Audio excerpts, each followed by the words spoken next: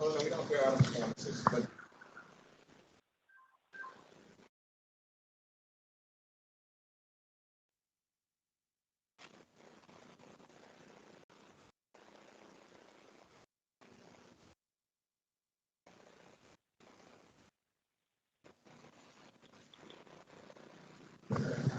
Good afternoon. Good evening. This is Board Chair Johnette Richardson, and I'd like to welcome you all to the February 22nd Public Board Meeting for the Baltimore City Board of School Commissioners. If you have not yet done so, please mute your phone. Anyone who does not mute their phone may be muted by the call moderator or removed from the call. Additionally, if you're not a board member or the CEO and her staff, please turn your video off. I will now read a roll call of the board to identify who is on the call. Please identify yourself first before speaking for the record. I will go through the roll call for each vote. Commissioner Bondima? Bondima present. Thank you. Commissioner Brooks? Present. Thank you. Commissioner Chinya? Present. Thank you. Commissioner Griffin? Present. Thank you. Commissioner Horowitz? Thank you. Commissioner McFadden? McFadden, present. Thank you. Commissioner Reed? Commissioner Roberts? Present. Thank you. And I am here. That is 8 present with 1 absent. Is there a motion to reopen the meeting? So moved, So- Bondima. Thank you, Commissioner Bondima. Is there a second? Second, McFadden. Thank you, Commissioner McFadden. All in favor? Commissioner Bondima? Yes. Commissioner Brooks? Yes. Commissioner Chinya? Yes. Commissioner Griffin? Yes. Commissioner Horowitz? Commissioner McFadden? Yes. Commissioner Roberts? Yes. And I am in favor. The motion passes with 8 in favor, 1 absent. Now I would like Commissioner Chinya to read our moment of silence. Thank you, Chair.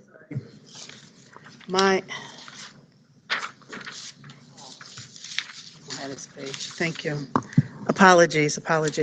Is there a motion to approve the closed session summaries? So move, Robert. Thank you, Commissioner Roberts. Is there a second? Second, Griffin. Huh?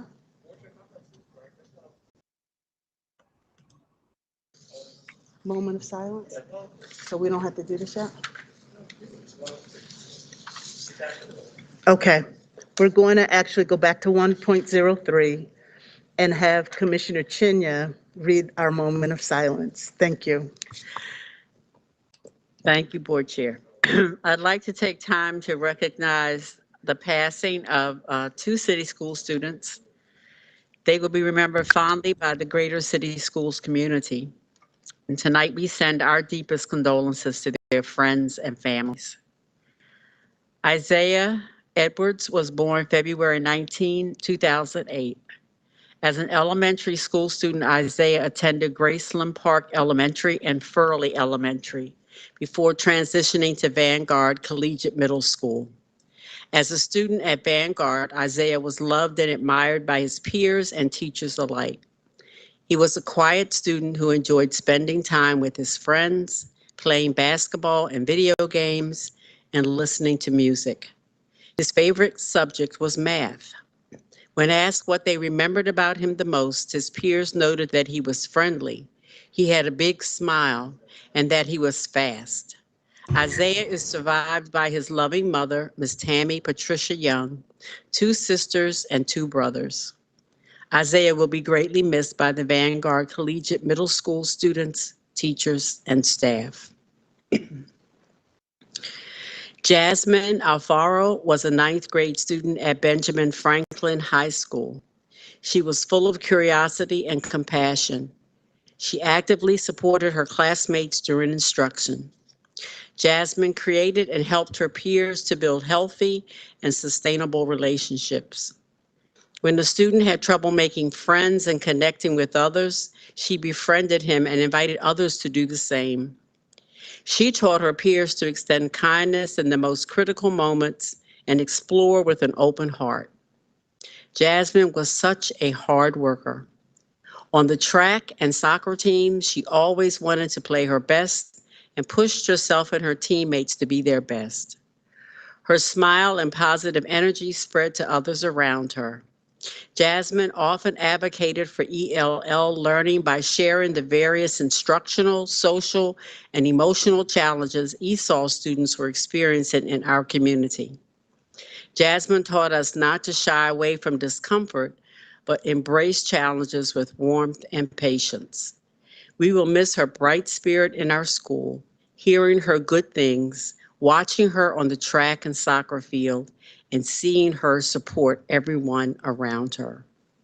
Please join me in a moment of silence for these two city school students.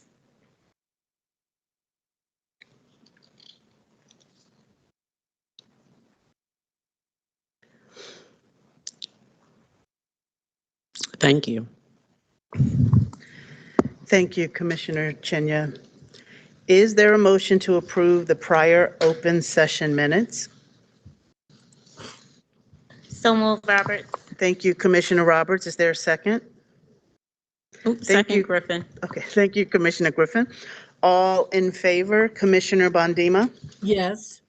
Commissioner Brooks, Yes. Commissioner Chenya, Yes. Commissioner Griffin, Yes. Commissioner Horwitz, Commissioner McFadden, Yes. Commissioner Roberts, Yes. and I'm in favor. The motion passes 8 in favor with 1 absent. Is there a motion to approve the closed session summaries? So moved, Roberts. Thank you, Commissioner Roberts. Is there a second? Second, Chenya. Thank you, Commissioner Chenya. All in favor, Commissioner Bondima, Yes. Commissioner Roberts, Commissioner Brooks, Yes. Commissioner Chenya, Yes. Commissioner Griffin, Yes. Commissioner McFadden, Yes. Commissioner Roberts, Yeah. Yes. and I'm in favor. The motion passes 7 in favor with 1 absent.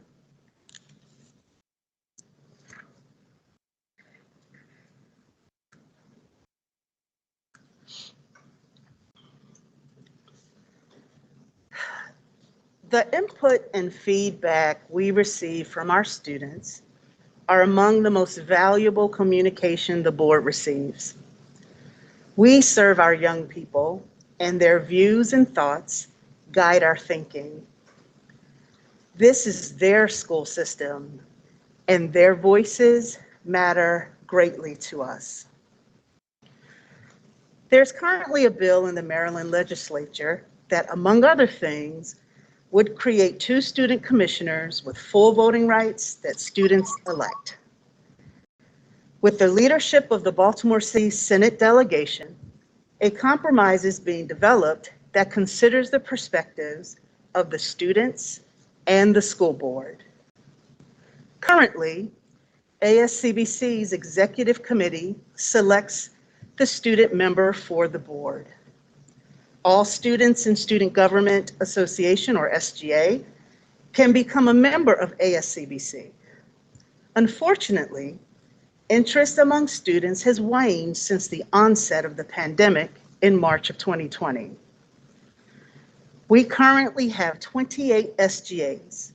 Before the pandemic, the board was working with ASCBC, and we were building momentum with student government associations. There were 40 before March 2020. This means that fewer students are currently active in the body that selects its representative. We need time to rebuild that capacity so a diverse cross-section of our students' voices are heard. Increasingly, student interest in serving is vital, and we want to work with ASCBC to do it. Crafting legislation involves compromise, with stakeholders receiving the opportunity to make suggestions. I want to be clear. We are not here to sabotage the proposed legislation or silence the voice of our students. Our goal is to keep the lines of communication with ASCBC and the local legislative delegation open. We want and need the feedback of our students. And as it is with any part of life, sometimes we will agree, and other times, such as with the proposed bill, we may disagree. However, we will always keep the floor open for dialogue and contributions, especially with our student commissioners. I will now acknowledge some of the gifts and donations City Schools has received. Thank you to our donors and supporters for your generous support. A donation of $30 for the Thanksgiving food drive from the Seton Hill Neighborhood Association for Joseph C. Briscoe Academy. A donation of $100 for the Thanksgiving food drive from Wegmans for Joseph C. Briscoe Academy. A donation of $2,500 for gift cards for students as part of the holiday school sponsorship from Northrop Grumman for Joseph C. Briscoe Academy.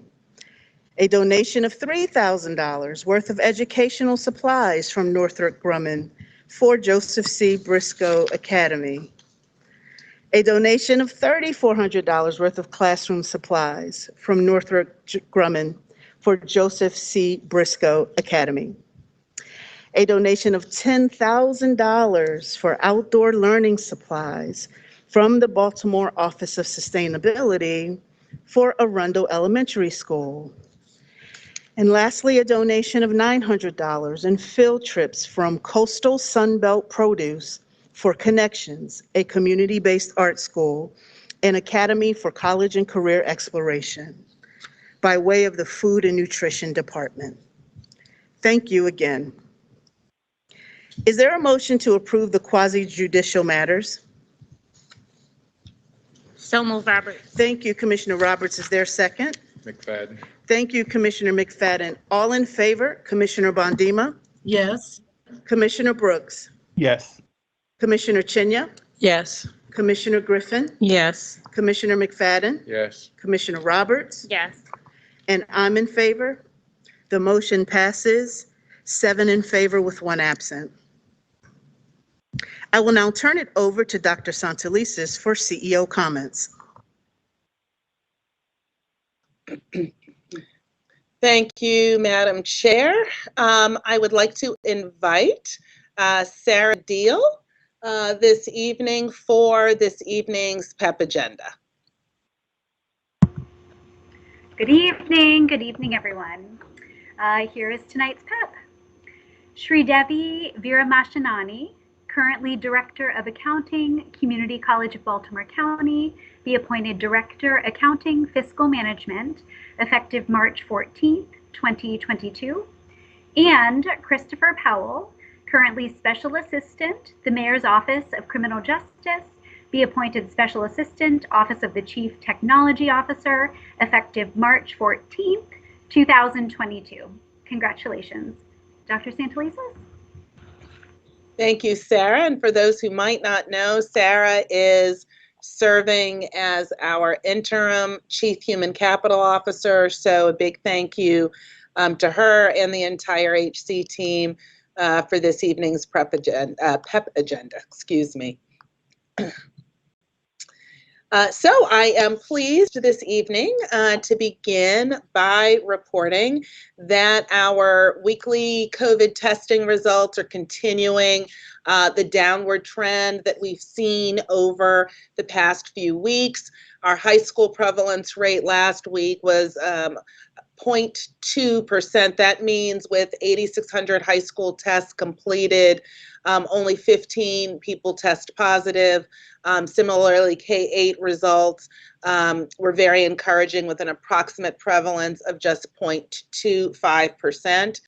This morning, we started the test to stay protocol in our high schools, which has been running successfully in K-8 schools for several weeks. I had a chance to, check in with a number of principals who have said that they can see the impact of the Test to Stay program and smaller pools really impacting their ability in a positive way to provide a continuity of learning and really minimize disruption. Of course, we know that the most effective way to stay safe is for everyone to get vaccinated and boosted. We are really pleased to announce that in partnership with the Baltimore City Health Department, that we are planning 51 upcoming vaccination clinics, including booster clinics at North Avenue on March 4th and March 25th. I encourage everyone to take advantage of these opportunities to protect yourselves and your families. This morning, MSDE released data from the 2020-2021 school year.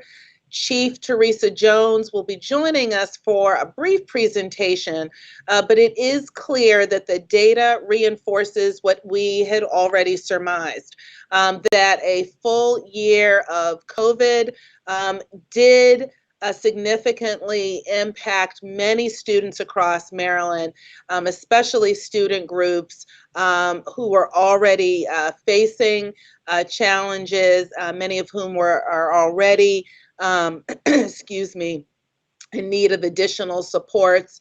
So our multilingual English learners, students with disability, students of color, and our youngest students. What the data shows is pretty much what we communicated throughout the 2020-21 school year, that our young people need in-person instruction, strong wraparound supports, and really an unrelenting focus on an ongoing program of individualized academic acceleration.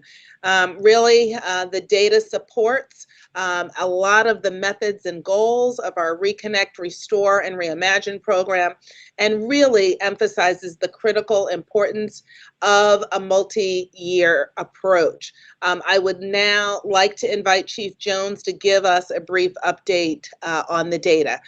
Chief Jones?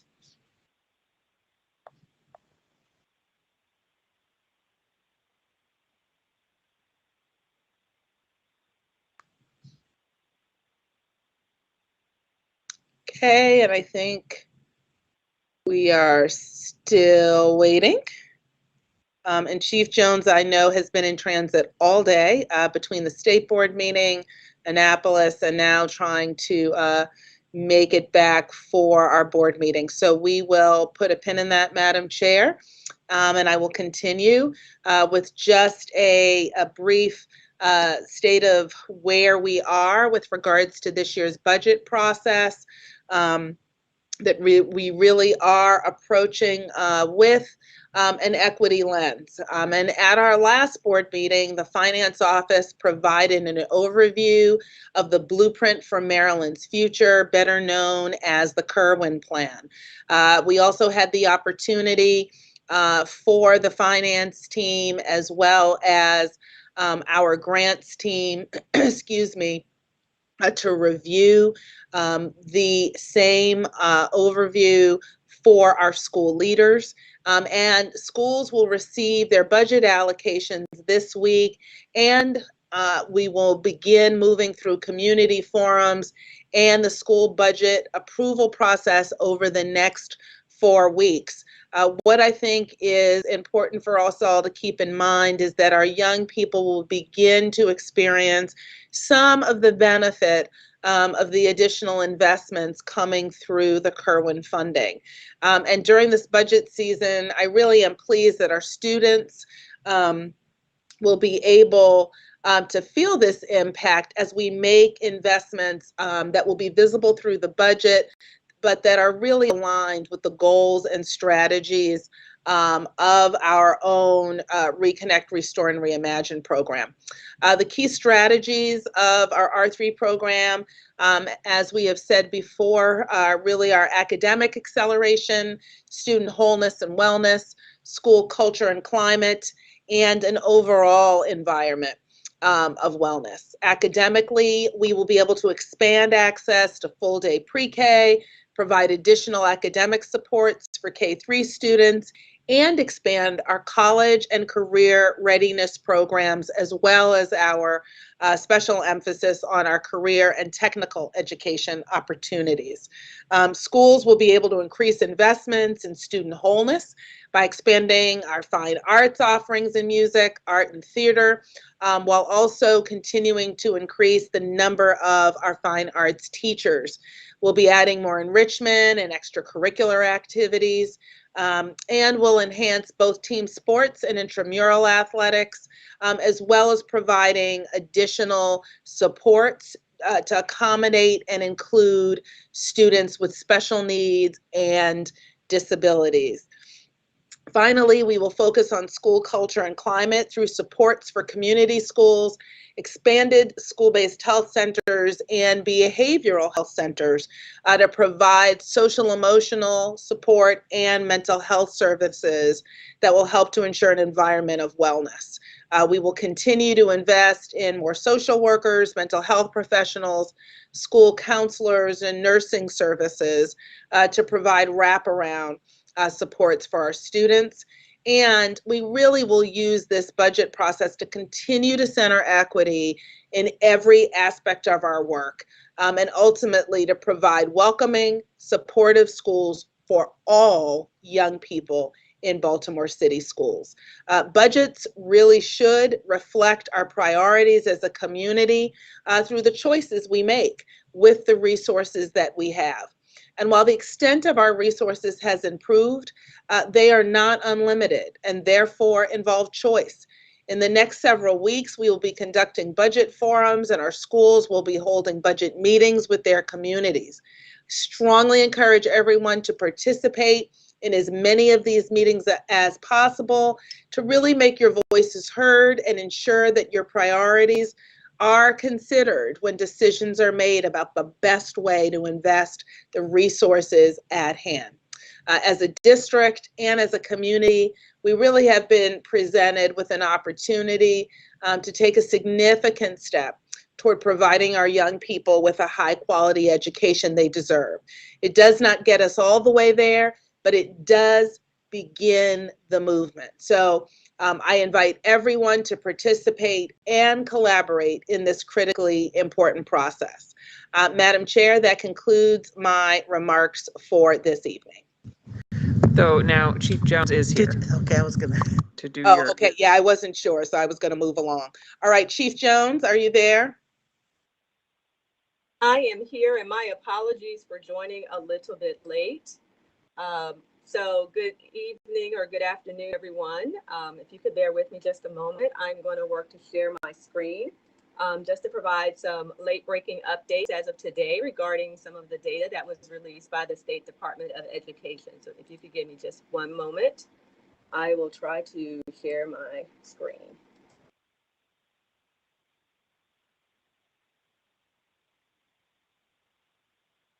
Hold on. Oops, excuse me 1 second. One second. Hold on.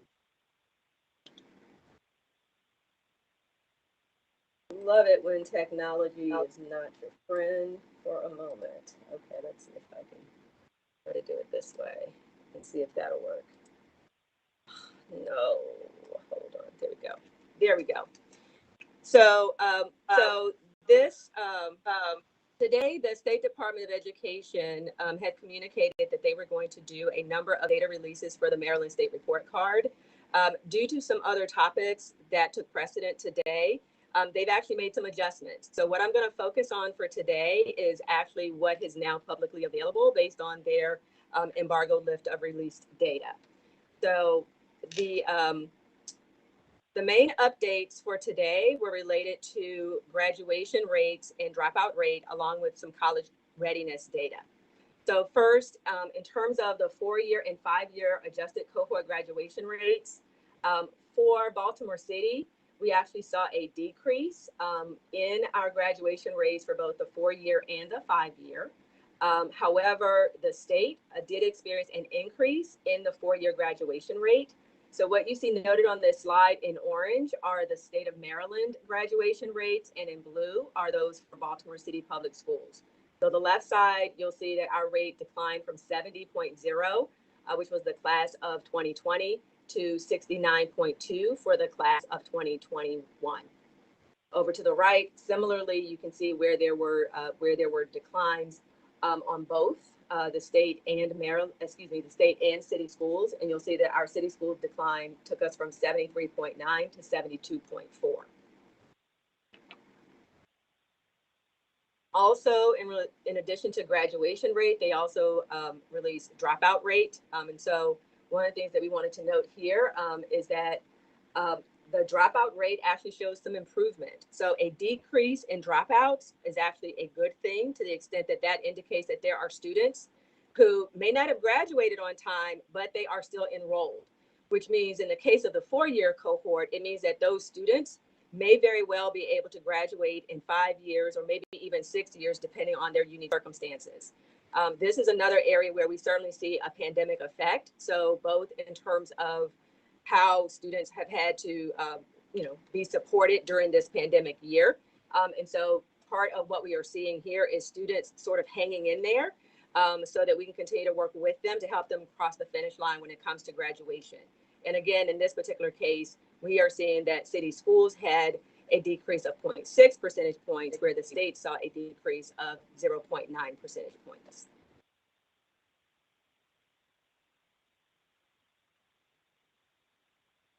In addition to graduation and dropout rates, there were updates posted around college readiness related assessments. So first and foremost, when it comes to the SAT and the ACT, I just wanted to note that participation rates are down significantly, and that was largely due to the pandemic. And so we did not put out actual rates, if you will, because they weren't as noteworthy when you factor in the low participation or the significant decline. However, when it comes to advanced placement, we did make note of the fact that there were more students that took the advanced placement exams in 21 than in 1920. But that we did see that there were fewer students actually passing the assessment, which in the case of advanced placement means that they earned a score of 3 or better. The thing I do want to note here is that this is a very common sort of phenomenon when you improve access to advanced placement courses. When students are taking those exams, particularly for the first time, they may not pass right away. And so part of our focus as a district is both in terms of improving access, which we see evidence of here, as well as gradually improving the level of pass rate to have more students that are performing at higher levels, eventually for them to be able to have a passing score of 3 or better. So those are the updates that we wanted to share with the board and with the public this evening. I will note that as we receive additional information, we'll certainly try to provide those updates. But the data sets that are related to the data points that we shared here are currently available on MD Report Card. The presentation that they were scheduled to provide has now been taken down. We're not sure when that might be presented, but certainly we will provide updates as we have more information. So apologies for joining late, but thank you for the opportunity to share these top line results this evening. No, thank you, Teresa. Thanks to you and the team. And yes, I did let folks know, Chief Jones, that you have been running here and there all day today. So thank you. Thank you. And Madam Chair, we will turn it back to you. Thank you, Dr. Santelises. Let's see, it's 5:30. All right, we will now hear a presentation on the first reader for revisions to policy FFA, naming, renaming a school facility.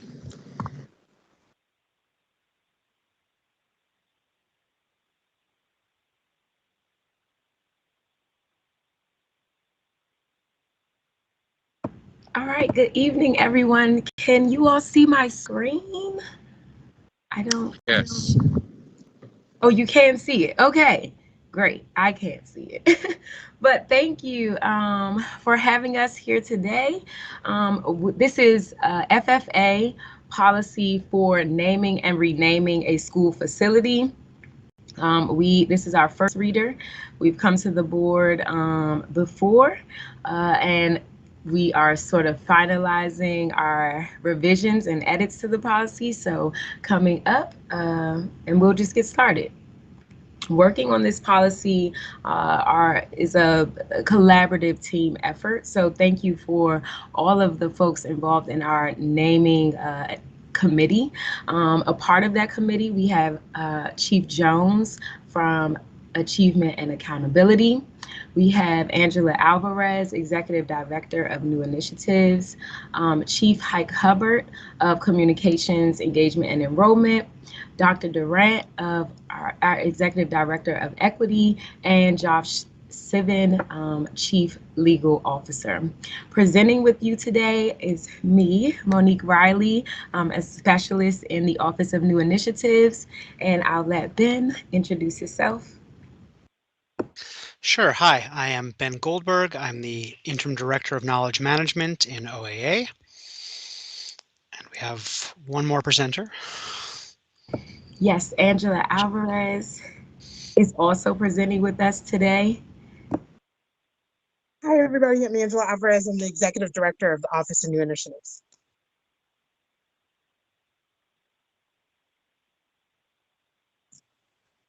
All right, so we started this work with the goal of, sorry, having a little tech issue, apologize for that, ensuring that we had names that honor the dignity and aspirations of our school communities and that empower student voice in the process. There were three main goals that we focused on: creating a more robust process for consideration of school names, creating a process to ensure moving forward, City Schools has a portfolio of school names aligned with principles in our ADA equity policy, as well as creating a plan to document, maintain, and display the history of City Schools through our school names, and establish a process for that body of work, so that we don't lose our history through unintentional changes and changes that result from just our highly changing school district.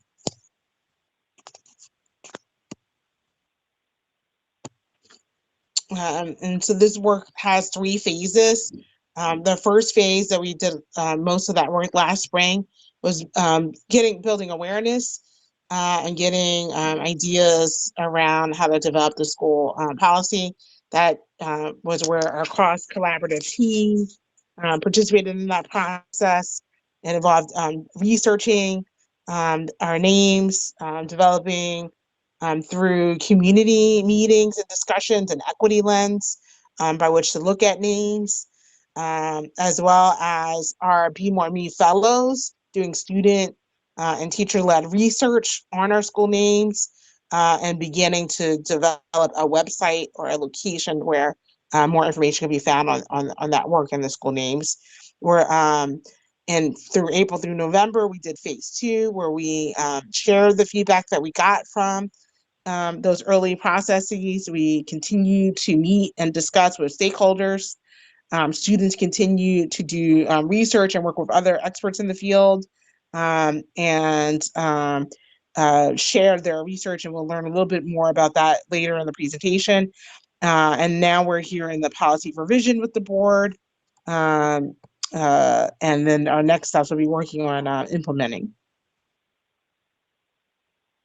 And so this is a summary we've shared previously of the engagement. It had a lot of different rounds, including community-based meetings that we held in April and May of last school year.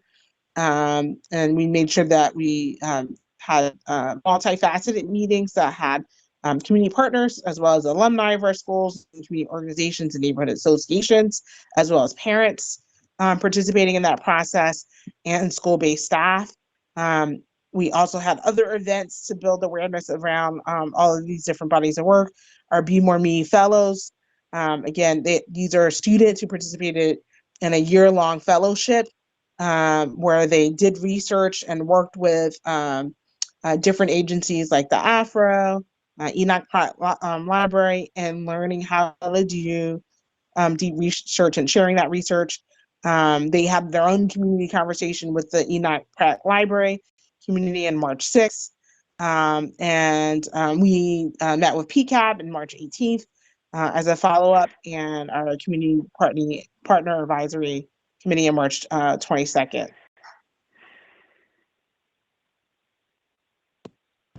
Thanks, Angela.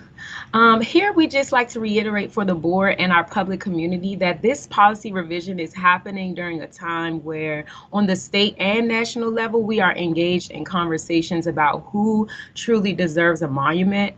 On the screen now are some examples of the stripping of several monuments in Baltimore that, according to some Baltimoreans, do not serve the communities that they once resided in. In city schools, our portfolio of school names already, in my opinion, celebrates prominent educators and activists with local connections. The examples are on the screen.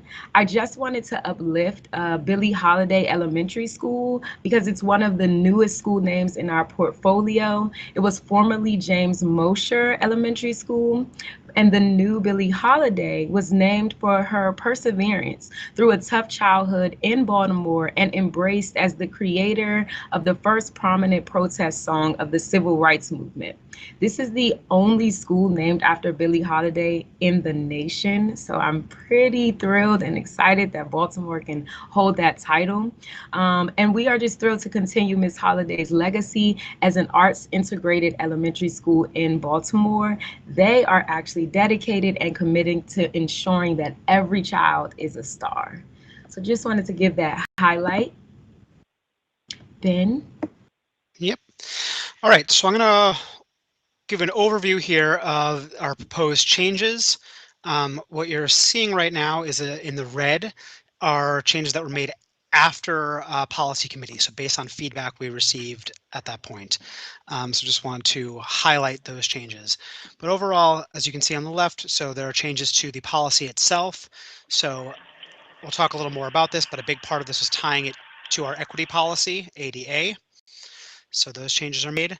Wanted to also better capture the role of school stakeholders as well as kind of the role that students and school staff can play. So that's we've changed who can start the renaming process, that request.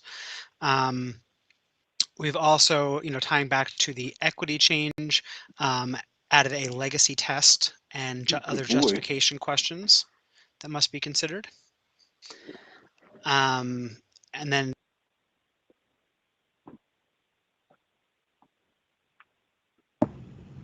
Ben, your mic is off. sorry, I just got muted there somehow. Okay. So I was saying we've added a provision for the CEO designee to keep previously used names on files for further consideration.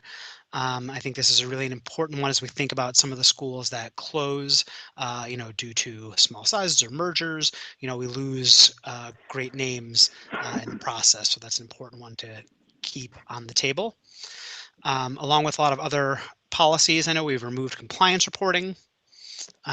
We've also added language in our implementation strategy section to try to guide a little bit of the naming practice in school communities. And then lastly, just updating the policy to reference other policies that have since been changed or updated. We want to make a better connection to. On the RA side, so these, is the more technical, more specific. So we had to add some more time requirements to make sure that this process moves along. We also added new forms and the new guidelines to go along with them. We added some more language around who participates in this. And then one of the other big changes to highlight here is just that all name change requests will be shared as information to the board. So the previous policy wasn't really clear on that. It was only for approval, but we want to make the proposed change that things would come to the board at least twice as a information item and then for a vote. And the other forms we will get to a little later. All right. Oop, there we go. So I want to really hone in here because this was a big, as we've talked about so far, this is really one of the motivators for updating this policy was to it's a connection to the equity policy itself, but really also just to think more about equity in naming and who the names of our schools represent and how they, speak to our community. So 2 additions in the policy itself. First, in the purpose, you see this language here about making sure that the aspirations of the community and the dignity of the community and the voices and aspirations of our students and school communities are empowered in this process, recognizing that names are part of a shared identity that bring our communities together. And then in our standard section, this is where we're making, we want to make a new commitment. So stating that beginning in this school year, as soon as this is, once this is passed, that the board will no longer approve proposals to adopt new names or rename school buildings and programs in recognition of an individual who was a leader or public official of the Confederacy, participated in or publicly advocated in favor of slavery, publicly engaged in hate speech, and or publicly advocated for white supremacy or the oppression of historically marginalized groups. So this would be a much stronger language added to the policy than what we currently have.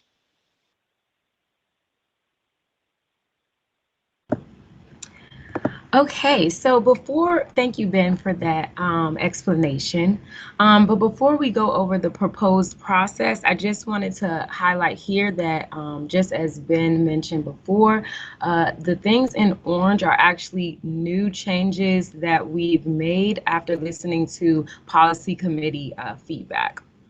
So still here, what's important is that the board has ultimate authority in the approval of school names, but school communities still play a major role in that process. We've heard from community in our engagement process that the decision to initiate the process for naming or renaming a school should remain in the hands of a school community. So the district will not be recommending that any school community begin a renaming or naming process. Now, in the process itself, first, a school stakeholder now identified and inclusive of school staff, student groups, and or neighbor, parent, or community groups, all together as a school stakeholder, these persons can submit a request to the school leader. FFA Form 1 can be used to submit this actual request. In the next step, the school leader will review the request and elect to submit or not to submit to the CEO designee. If the school leader does not submit to the CEO designee, they must hold a meeting with the requesting group. And that group has the option to appeal, and we'll discuss the appeals process later. The third step in the process involves engaging the school community. The school community is responsible for performing any research about any names that they are suggesting and for gathering new names that may come up from family, staff, surveying. We find that although the school stakeholder brings the request, there are others in the community that, when given the opportunity to share, have other names they'd like to suggest, and here is important. It's important that we engage them.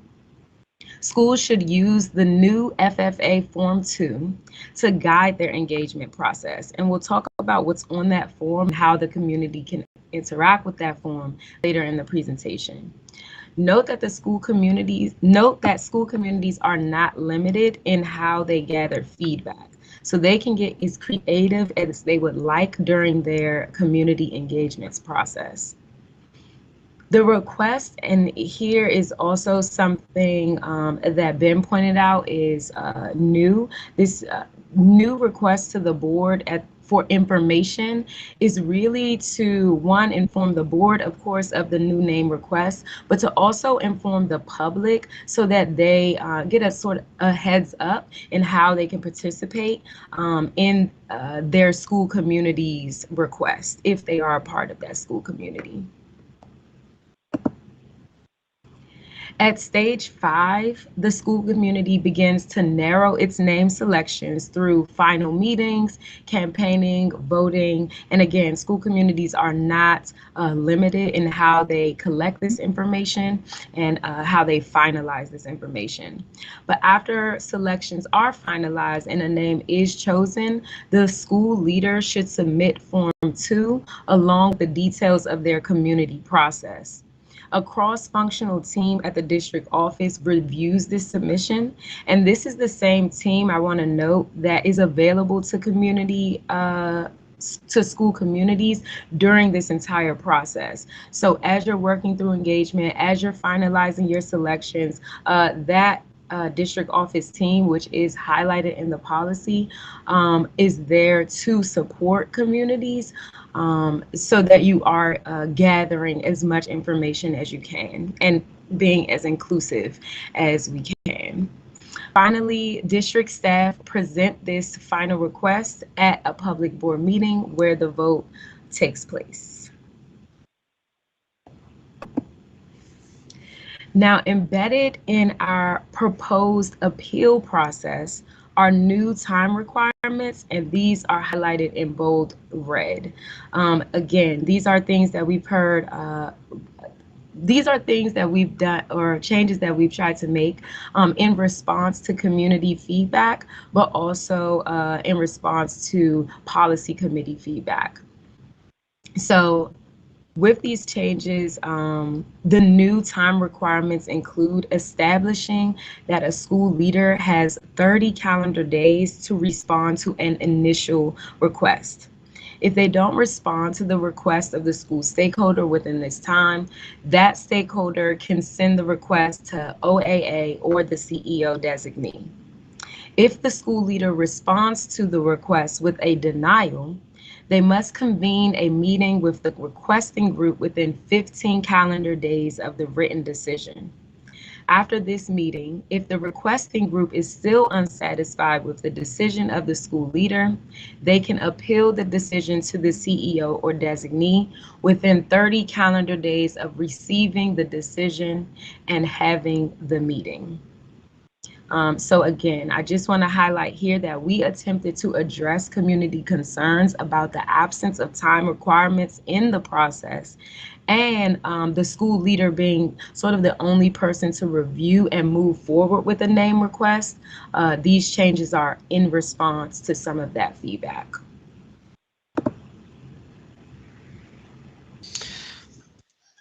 Okay. So one of the changes that we're proposing that we kind of glossed over earlier is this FFA RA Form 2. So we currently have one form in the policy, and that's where, as Monique outlined in the process, that's what starts the process. That's the initial request for school renaming.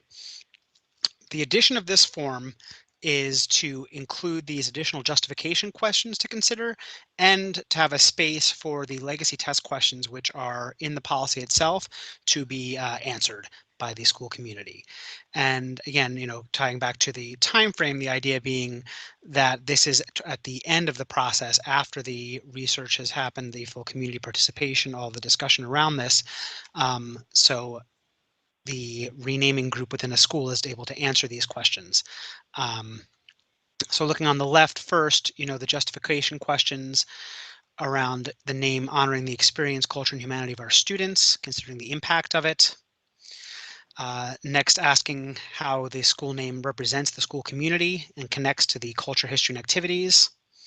And then lastly, as we mentioned before, there's still that list of previously used names. So we're asking, has that been considered? Then the legacy test itself, must be answered for any school or part of a school actually to be named after a living or deceased person. So first of all, do they have an established record of service spanning multiple decades? If they do not, do they have an established record that would an impact that is likely to still be relevant after their death? And we have this here because we want to have the option for our school communities to be able to honor somebody, who had decades of service and, died well, at least into their old age. And Elijah Cummings is like a recent example. But we also don't want to preclude schools from honoring somebody who died tragically young and still had a record of service and impact. So I want to keep both of those options open. So that's why we have those there. The next piece, oh, sorry, let me just go to that last question.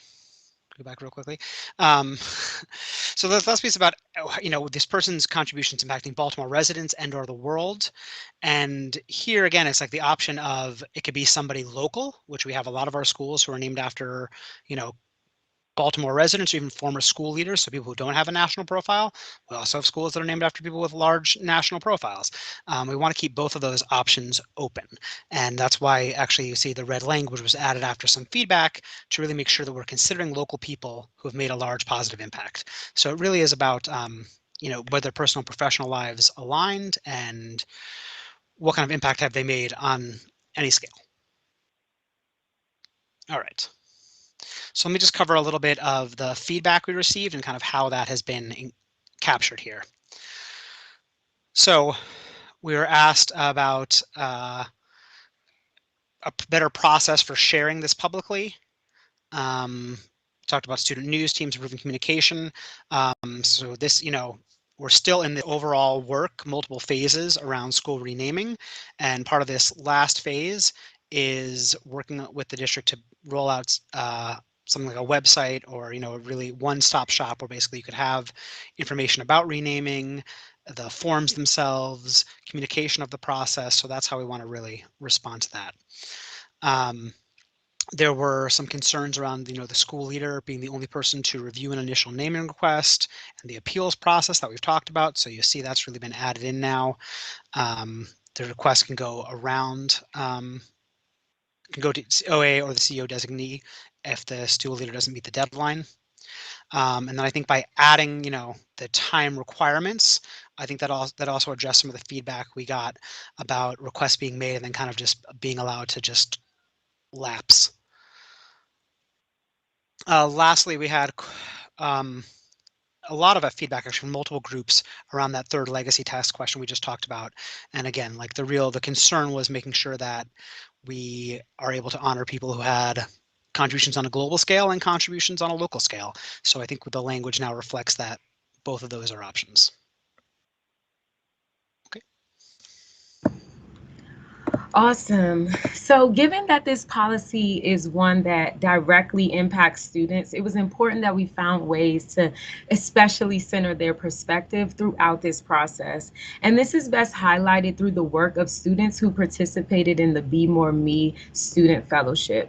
Inspired by the Who Deserves a Monument curriculum, we launched the fellowship consisting of 15 students and supported by 2 teacher fellowships in partnership with the Be More Me program manager, Christina Ross, who we no longer have with us, but is extremely helpful in all the ways still. We also saw the Be More Me Fellowship as a powerful opportunity for student leaders to engage in some aspects of the equity training that was provided to us as city school staff.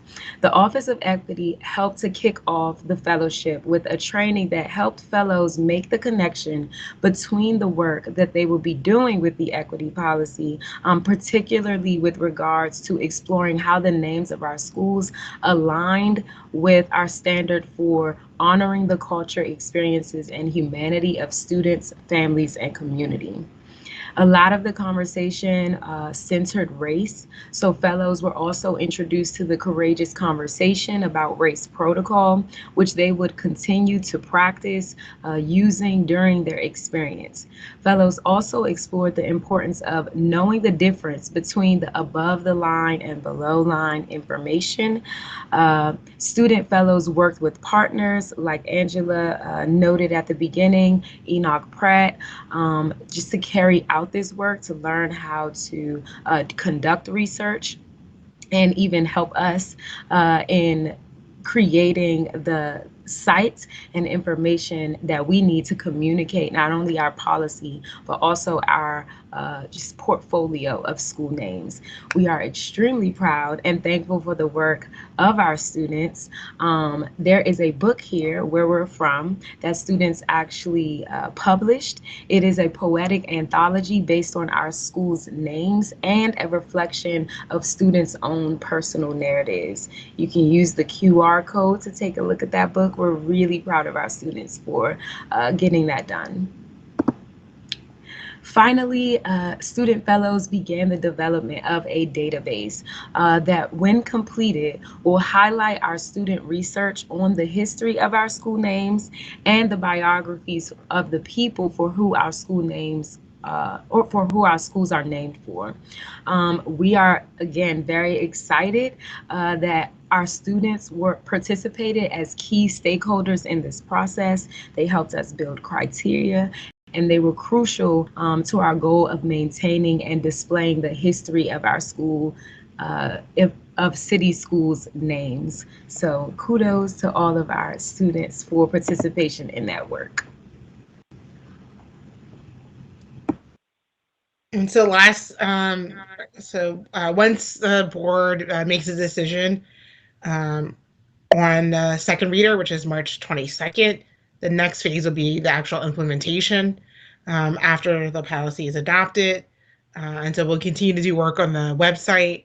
Additionally, there's work that we'll need to continue to do research. So our students gave us a really good first start, but there's still many names to be researched and to be added to that database. As part of that, we plan to fold in some community elders and other historians to continue to kind of help with that, as well as to continue to work with our students. We'll also develop clear guidance for schools around the ins and outs of going through a naming process and provide some helpful materials to guide that work and that research that we've learned over the years as best practices in doing this work. And we will provide training to school communities who are going through the naming process. Awesome. Thank you, presenters, and thank you, board, for listening. Any questions, any comments, we'll take them. Thank you all so much for the presentation. I have one quick thought around, let's go to, there was a slide that was here around, I just want to pull it up. Slide 13 in the presentation.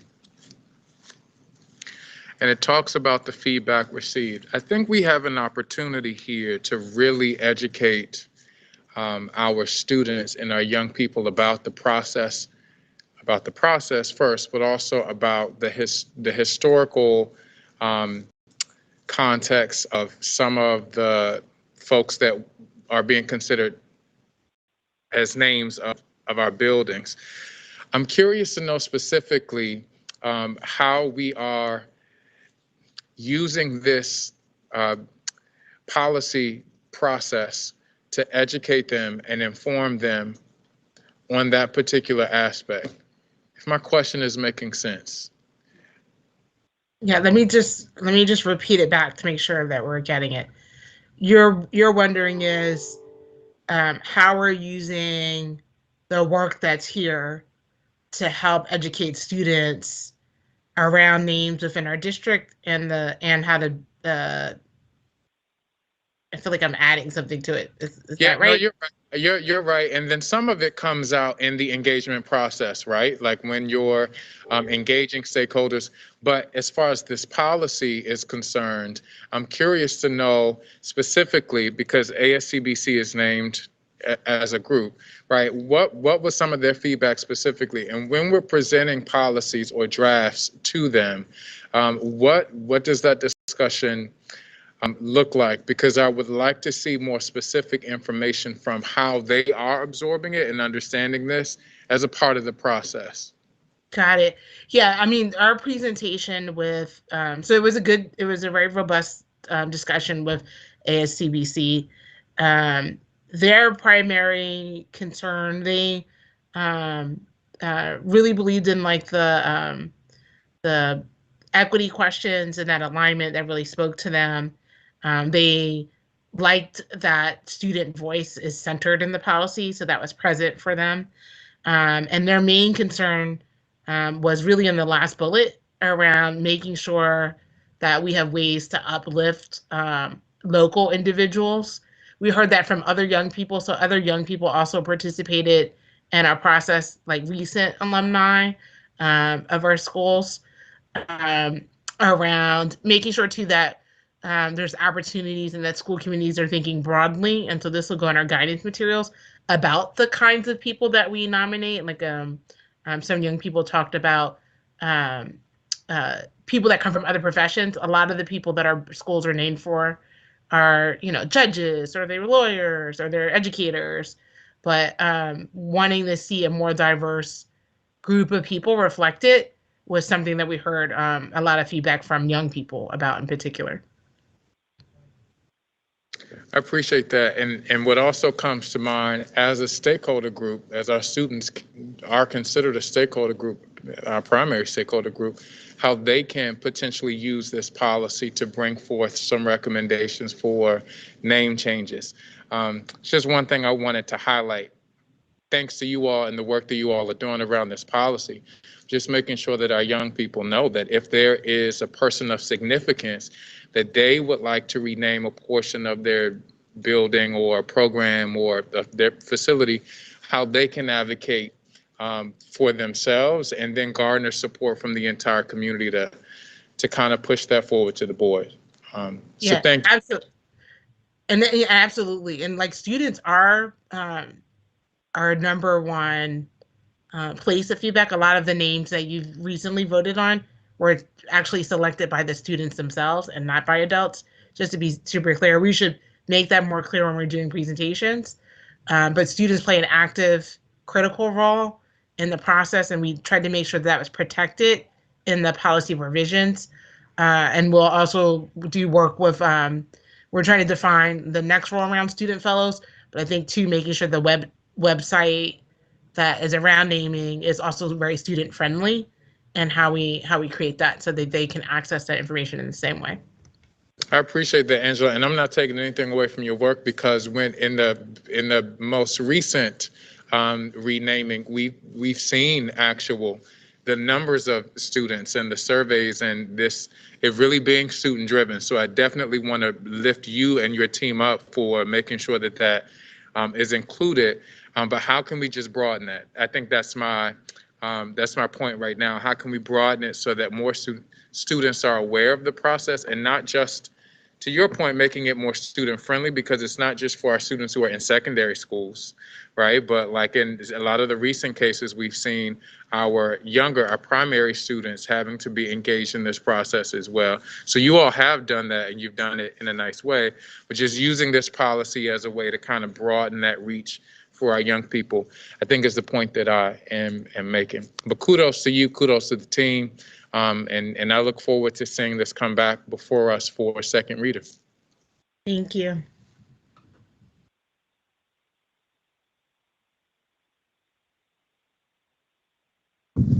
Any other questions from the board?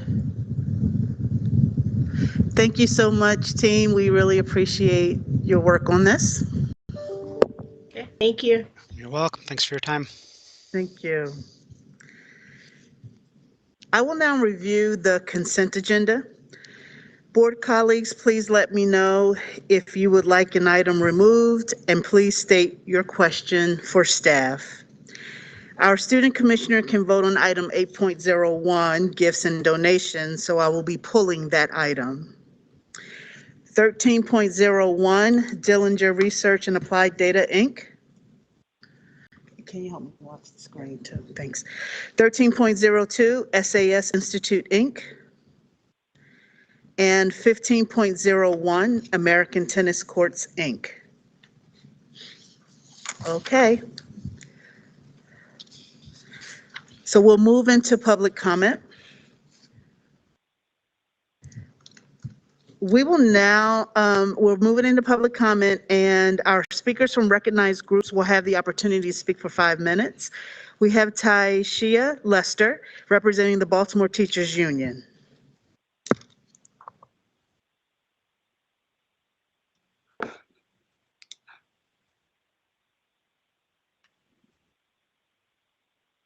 Hi, I hope everybody is having an amazing day. My name is Tashia Lester. I am a former community school coordinator specialist. I am currently a PSRP on contract assignment with the Baltimore Teachers Union as a BTU member engagement specialist. So today I would like to talk about two things. The first thing is I want to talk about wellness days. I know across the district, a lot of our members are very appreciative of wellness days, but unfortunately, everyone doesn't get a chance to take advantage of wellness days. One of the most interesting things is that some people get them and some people don't. I do feel like everyone should know when to expect a wellness day, and there should be more communication about wellness days. I have so many members currently that are feeling left out about their wellness days. I'll give you an example. For the past 2 weeks, the BTU, has spent a lot of time at the bus lot, and those employees, unfortunately, don't get wellness days. They are our frontline team workers, and I do feel like there should be fairness all across the board at North Avenue with the wellness days and for all of our teachers, because we are all important and we all work hard and diligently for Baltimore City Public Schools. So if we could, let's for the remaining of the school year, not only distribute those wellness days that are expected to us, but have it where as though it's a standard and everybody knows when they want to get them, or there can be some written communication about wellness days. So that's the first thing. And the second thing I wanted to talk about was how the BTU fully supports the Senate Bill 157. I feel like that legislation that would transform Baltimore City Public School Board into a more effective and democratic model. We believe in our students. The younger population deserve to have full opportunities of the board. We have to fully trust our student commissioner with full voting rights. Student voting rights should be expanded. They should have the ability to participate in executive and closed sessions and special meetings of the board. Student members of the board in other counties have full voting rights. I want to say in Baltimore City is probably the only district, that's having a challenge with that right now. I think voting rights for students and members are a standard practice. So we fully support Senate Bill 157. We believe that our students on the board are trustworthy enough to give their support and their decisions with things. So those are the two things that I wanted to talk about. Hopefully we will see some change. That is what I'm hoping for. So thank you guys for listening today, and I hope everyone have a wonderful evening. Thank you. Okay, now I'll turn. I'm hearing an echo.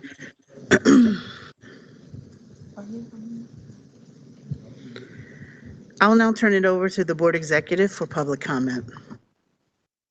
Thank you, Madam Chair. First, we have Justin Kook speaking live. Justin, are you available? Yes, I'm here. Thank you. You have 3 minutes. Thank you for the opportunity to speak as both a teacher and a parent. Today, the Maryland State Board of Education decided to rescind the statewide school mask mandate. A couple weeks ago, Governor Hogan urged the BOE to take this action. I was disappointed to read in an official statement that city schools continue to support the mandate by saying, Last week, city schools had a 0.6 positivity rate among high school students we tested and an estimated prevalence rate under 0.5% in the pool testing in our elementary middle schools. Both figures are well below the positivity rate for the city.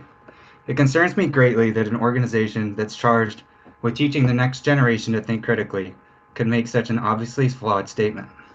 Everyone knows that you cannot make valid conclusions by comparing disparate populations. In this case, school children and the city population at large, where there is an indoor mask mandate, by the way. What you want to do is compare case rates in similar populations. Fortunately, we have the data to do that.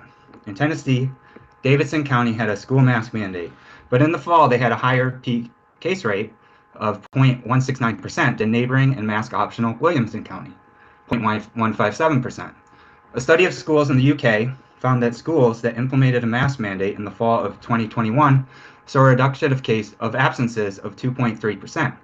Schools without the mandate saw a reduction of 1.7%, but this difference is not statistically significant. However, in the same study, 94% of school leaders and teachers, 80% of students said masks made communication more difficult. CDC studies in Georgia and Florida in the fall of 2020 showed similar results. Mask mandates only reduced cases by 0.27% and 0.5% respectively if you use absolute case numbers. Both reductions were not statistically significant. To date, there is no study that the board can use that shows that masks reduce cases beyond its expected random variation. However, masks are not a risk-free strategy.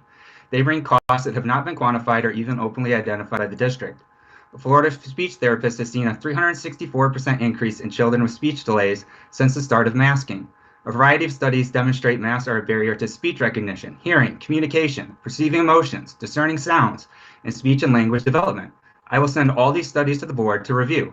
Masks also carry the social emotional costs students face due to a constant reminder that there's something to be afraid of and the frequent snapping of teachers that I see every day to pull up your mask.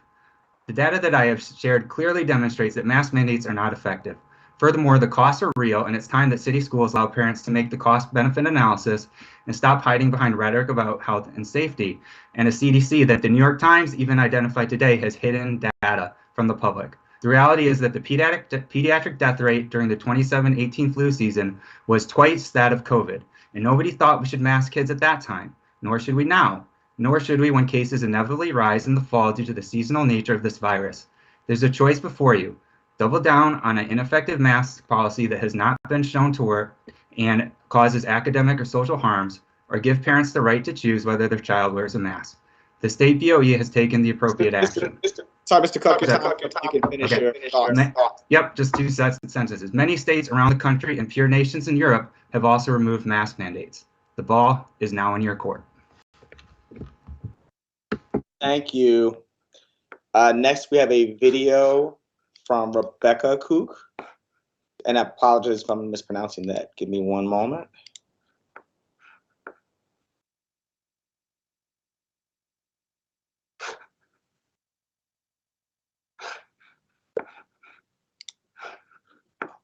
Sorry.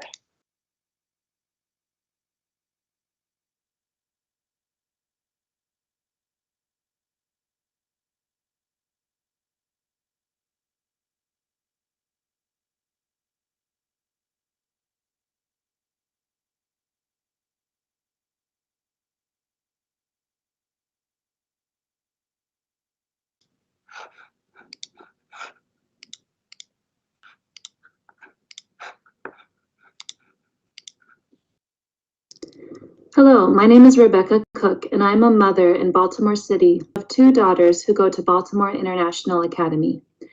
I am asking you to remove the mask mandate in Baltimore City schools. Masking began based on little scientific evidence that they are actually effective against transmission against COVID, and there is still little evidence to support that. For 2 years, people have been asked to wear masks, and COVID has spread regardless. Kids have had an unnecessary burden placed on them to wear masks in school. This impacts learning, creates a sense of fear, affects their breathing, and makes it difficult to read the expressions of others. This has a psychological impact that we have no idea how bad it will be in the years to come. My own daughters are in a Spanish immersion program, As someone who has learned Spanish as a second language, I could not imagine being expected to learn it from native speakers without being able to see their lips. There is little difference in whether children wear a mask or not, whether they contract COVID. Children have virtually no risk of developing complications from COVID, as the science clearly shows. At this point, every adult and kid over age 5 has had the opportunity to get vaccinated against COVID. Masks at this point are superfluous and burdensome. I'd like to ask you, have you gone to a restaurant in the past year? Have you had the chance to talk and laugh with friends and to be together with your face uncovered? How then can you ask children to wear masks for hours a day in school every day and not have the freedom to show their entire faces and not have the freedom to see the faces of their peers and teachers? Please remove the mask mandate in Baltimore City schools. Please let children breathe again. Let them be free again.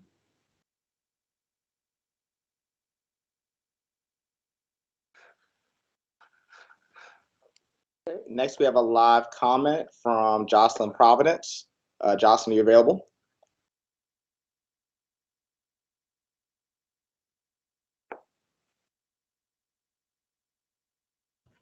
Yes, sorry, I was having trouble unmuting. Can you hear me? Yes, we can hear you and see you. Thank you. You have 3 minutes. Thank you. Good evening. My name is Jocelyn Providence, and I'm a teacher in Baltimore City Public Schools. Sorry. This evening, I wanted to talk about COVID-related leave and a few other things.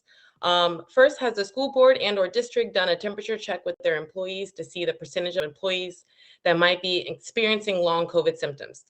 Currently, the COVID-related leave for employees is, quote, based on the district website, is, quote, employees will be granted paid leave for up to 10 days outside of their regular accrued leave if they are instructed to quarantine due to COVID exposure in a school and cannot work from home, which after speaking with multiple staff members at multiple schools, I have not heard of anyone that this has happened to, or if they test positive for COVID when there has been a recent COVID case at their worksite, which has happened both to myself and my husband. Long COVID is a range of symptoms that can last weeks or months after being infected with the virus that causes COVID, or can appear weeks after infection. Long COVID can happen to anyone who has the COVID, who has had COVID, even if their illness was mild or if they had no symptoms at all. I know this firsthand as my husband is currently dealing with significant long COVID symptoms that has forced him to attend many doctor appointments and even being advised to stay home from work to rest due to illness. He was not able to use COVID leave for this, even though every doctor he has met with has stated that his suffering is currently due to long COVID symptoms. Many news reports have suggested that the risk of getting long COVID after a mild or moderate infection appears similar to the risk after a severe case. Some studies have found that up to 60% of people report one or more lingering symptoms 6 months after catching COVID, including fatigue, brain fog, difficulty breathing, chest pain, coughing, joint and muscle pain, abdominal symptoms, headaches, and anxiety or depression. Primary care doctor and bioethicist Dr. Zachary Berger of Johns Hopkins University stated recently in an interview, quote, "There's this belief that you have an infectious disease, you get your treatment for it, and you're finished with it. You go back to work and you're completely fine." But for a lot of people, being sick isn't like that. I know firsthand, end quote, sorry. I know firsthand that this is not it. So I would hope that Baltimore City Public Schools would continue to support school staff in making sure that they can properly recover by allowing the COVID leave to be granted to staff who are still suffering from long COVID symptoms, especially when diagnosed by a doctor or medical professional. A few final quick notes. So many educators like myself signed up for the educator consultant group, and we have not heard a follow-up since November. A lot of Baltimore City community members want to help the district and support and give feedback, but how can we do that when opportunities are not followed up on? Quickly about masks. Please make a decision based on data, percentage of vaccination rates at a school by school level, and before any major decisions are being made, please have a public forum about this topic to hear from students, school staff, and families.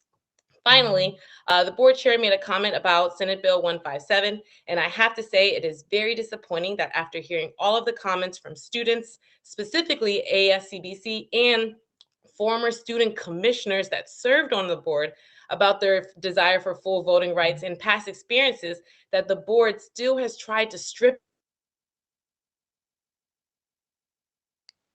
Ms. Providence. We. Listening is great, but being willing to give power to the directly impacted is way more important. Thank you.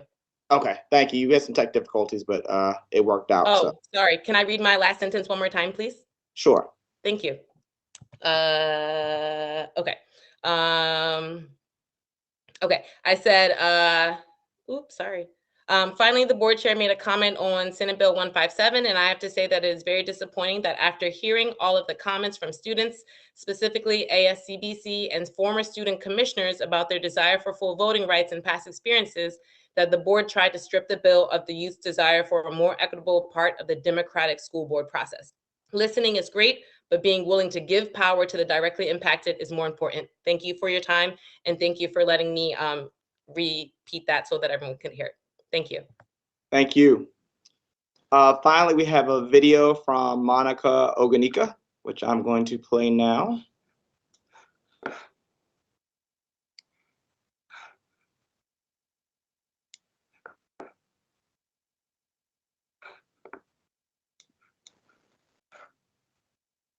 Thank you for this time. Baltimore City Schools end the mask mandate and allow masks to be worn optionally. According to the World Health Organization, the benefits of continuous wearing of masks should be weighed against potential impact of wearing a mask on learning and psychosocial development. It is high time city schools objectively weigh the benefit of routine mask wearing to the negative social, emotional, and psychological burdens that are silently placed on our children's mental health. My 5-year-old son, known for his exuberant personality, is full of life and smiles. Like most, if not all 5-year-olds, he enjoys playing with friends and interacting with his teachers. It disturbed me to the core when he said, "Mom, I don't want to wear a mask. People can't see when I smile." What my 5-year-old did not realize is he clearly illustrated the need for facial communication in children.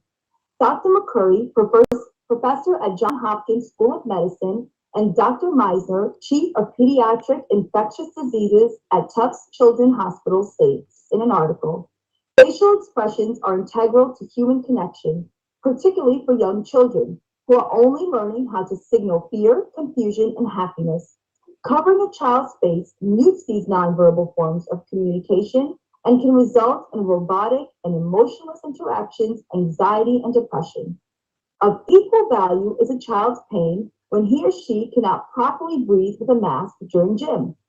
It is unconscionable to think children must wear a mask while running laps around the gym. The World Health Organization states, even when you're in an area of COVID-19 transmission, masks should not be worn during vigorous physical activity because of the risk of reducing your breathing capacity. Now, my 8-year-old son enjoys participating in gym activities. However, he constantly lets me know he has a hard time breathing with a mask. He has complained about headaches, feeling faint, and in need of a mask break. Statistics and studies in support of mask mandates in schools remain inconclusive. So what are we doing to our children? After 7 hours of masks and puddles of hand sanitizer, what have our children gained from a mask mandate? Fear, lack of healthy communication, a growth stunt in academic learning? I call on city schools to end the mask mandate and make it optional for the sake and future of our children. Thank you.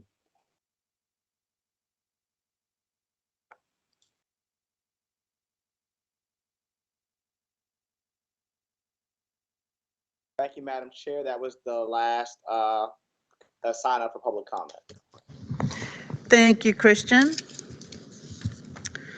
I would like to ask our student commissioner, do you have any questions or comments? You can use questions. Oh, yeah. Why didn't they get her?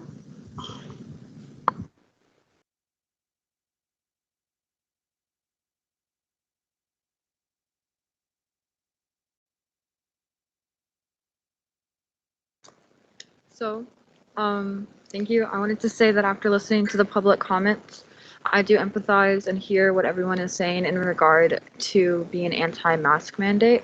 but the situation I would like to recall is the situation I would like to recall is the idea of what we have to sacrifice in our time being, and realizing that the problem is not the masks, but how we can accommodate the situations, and realizing that the masks are the better decision.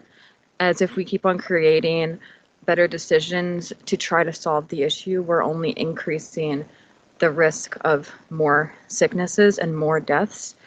So instead, we should work on accommodating masks for people that need them, and talking about more social and psycho-emotional help for the well-being of people instead of stripping something that is keeping them from a sickness. Nicely said. Thank you. Thank you. So based on the public comments, are there any additional items any board member would like to pull from the consent agenda? Seeing no hands and hearing nothing from here in the room, is there a motion to approve 8.01 gifts and donations? So moved, McFadden. Thank you, Commissioner McFadden. Is there a second? Second, Roberts. Thank you, Commissioner Roberts. All in favor? Commissioner Bondima? Yes. Commissioner Brooks? Yes. Commissioner Chinya? Yes. Commissioner Griffin? Yes. Commissioner Horwitz? Commissioner McFadden? Yes. Commissioner Roberts? Yes. And I'm in favor. The motion passes 8 in favor with 1 absent. Is there a motion to approve the remaining consent agenda items? So moved, Roberts. Thank you, Commissioner Roberts. Is there a second? McFadden. Thank you, Commissioner McFadden. All in favor? Commissioner Bondima? Yes. Commissioner Brooks? Yes. Commissioner Chinya? Yes. We're doing the business, but at least we can't hear. Commissioner Griffin? Yes.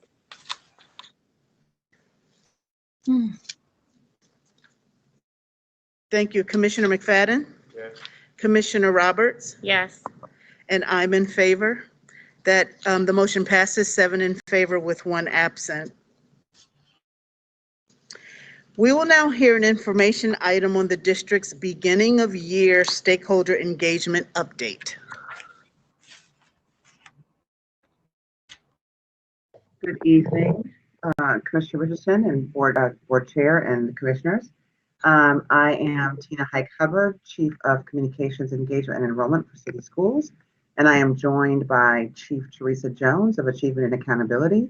We are coming together today to present to you the beginning of the year findings for our stakeholder surveys that we did at the beginning of the year. As you remember, we started these surveys at the beginning of the pandemic and began to collect beginning of the year, middle of the year, and end of the year surveys. So now we're coming back to tell you what we've learned this year for our beginning of the year survey. And I'll do the first half of the presentation, then Chief Jones will jump in and do the other half of the presentation. Next slide, please. Thank you, Mark. So we're going to give you an overview of the stakeholder engagement that we did. Our key takeaways or connections to our beginning of the year engagement, some of the responses we had, and then ongoing engagement. What I will share with you is that tomorrow, you leave it there, Mark, it's fine. Tomorrow, we're going to be posting the full data set of every single survey. We only had a short window of time to be able to present to the board this evening, so we didn't go into great detail on every single stakeholder group. But you will be able to find the actual data we collected from each group, along with a much larger presentation. We will have more content and explanation of the data and how we interpreted the data. So on this slide, though, I want to make sure everyone knows that we are aligned with our board's strategic priorities to make sure that we are really thinking about family community engagement, professional learning, et cetera, that we are listening to our key stakeholders that we serve directly or work with us directly to make sure we're collecting their feedback in a robust way. You can go to the next slide, Mark. So the beginning of our year stakeholder engagement, a couple things have happened, right? It's not just about collecting feedback. It is also about engaging with our stakeholders. So we're strengthening relationships to maintain our two-way communication with student, staff, and our broader community, but also getting feedback to help us make real-time decisions about how we're doing our work. And you see those examples over here of empathy interviews. We've done text surveys, stakeholder surveys is one example tonight, focus groups, meetings in schools or virtual focus groups or virtual town halls. various ways that we're trying to stay connected with our community overall, our stakeholder engagement. Next slide, please. So here, you will just see that when we say stakeholder engagement, there's feedback and there's engagement. I want to make sure that folks know tonight we're talking about feedback from our beginning of the year survey that was implemented between September and December. And then we'll come back at the end of the year and also give you an update on our end of the year survey for our feedback as well.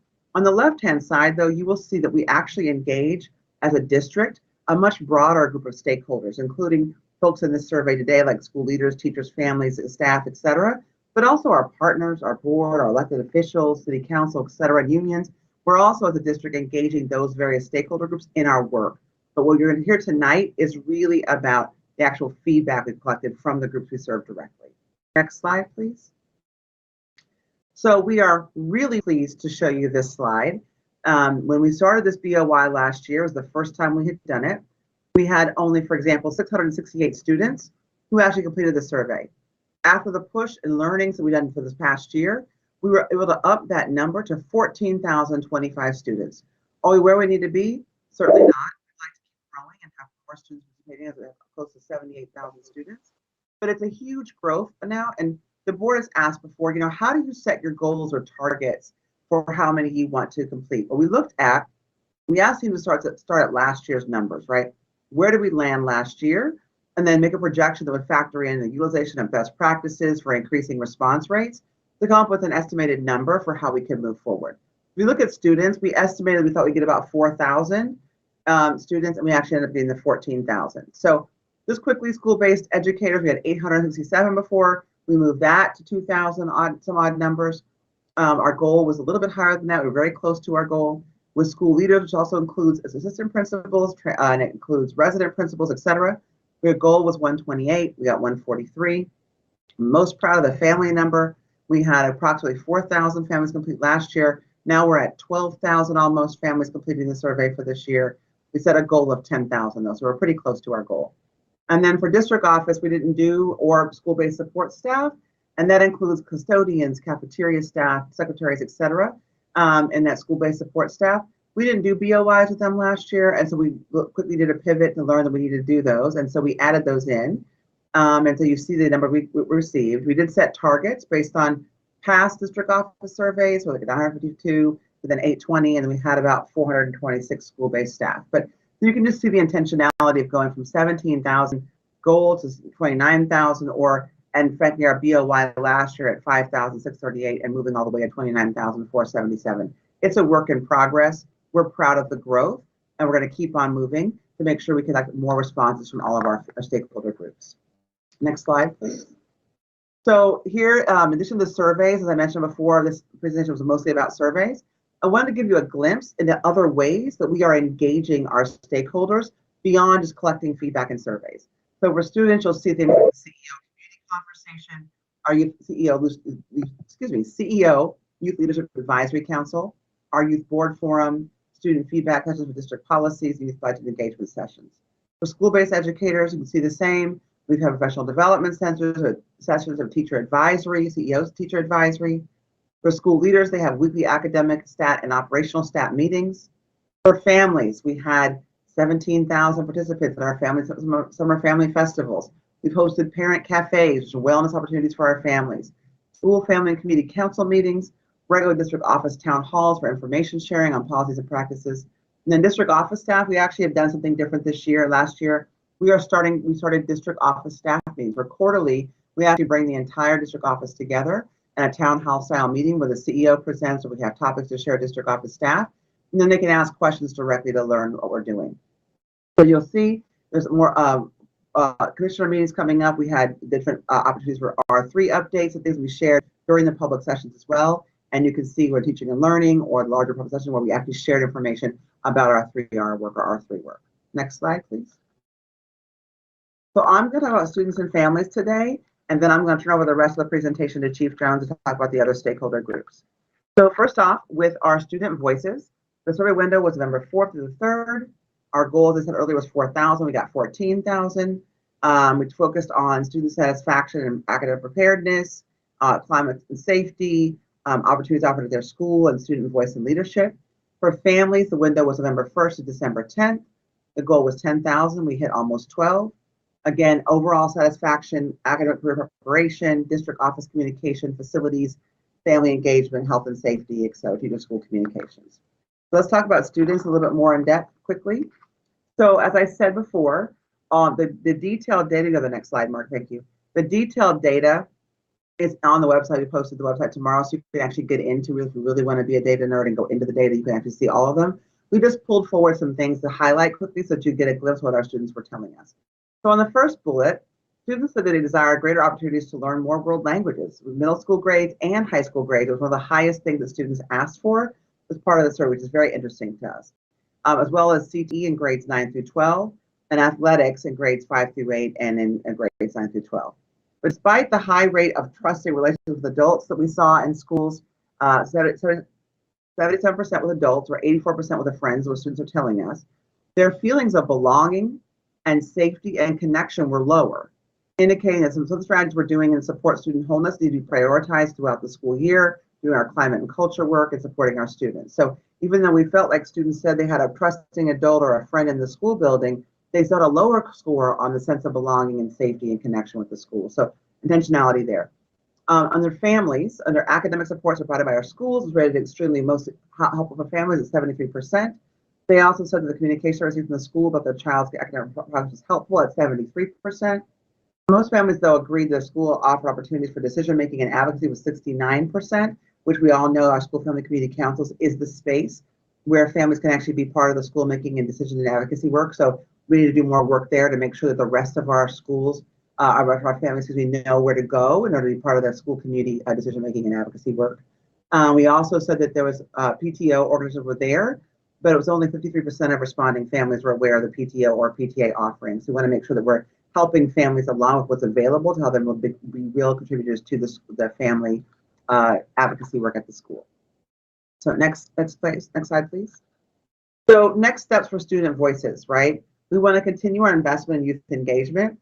You've heard me mention before that we have our student government plan that we're going, and I heard Commissioner Richardson's comments at the beginning of the program. We want to make sure that all our high schools in the next couple of years have, and middle schools, frankly, have a student government body that can serve as a place for students to engage and elevate their voice at their school level, and then obviously go up to ASCBC. We're also going to continue to invest in our Youth Ambassador program, the Youth Leadership Council. We're also going to be having students join the school family community councils, and we're planning right now a spring youth board forum and an EOI survey. At communications, we're actually working to figure out how we can use Campus Portal as a way to create two-way communication with our students so that we can share directly with them and they share back with us. We want to increase the number of high school students responding to our stakeholder engagement opportunities throughout the year so we get their feedback incorporated. And we want to incorporate the feedback into our school and district level plans. When you see students telling you we want more world language, that should be prioritized as part of our 3R work or R3 work, but we're actually incorporating world language in because the students have told us that that's what they want, or expansion for mental health, et cetera. So looking at that data and really incorporating it into our plans for the district. I'm going to go to Teresa for a moment to add something here, and then I'll pause just a moment. Yes, thank you, Chief Hike Hubbard. I also want to acknowledge one of the new developments that we have is that we actually used some of the results from that beginning of year student survey to actually create what we're calling a wholeness survey, or sort of a wholeness score, if you will. And so one of the reasons that we took this on is because we recognize that while we have really tried to think creatively and broadly about what wholeness looks like, it's really difficult for us to sort of hang our hats on a single measure.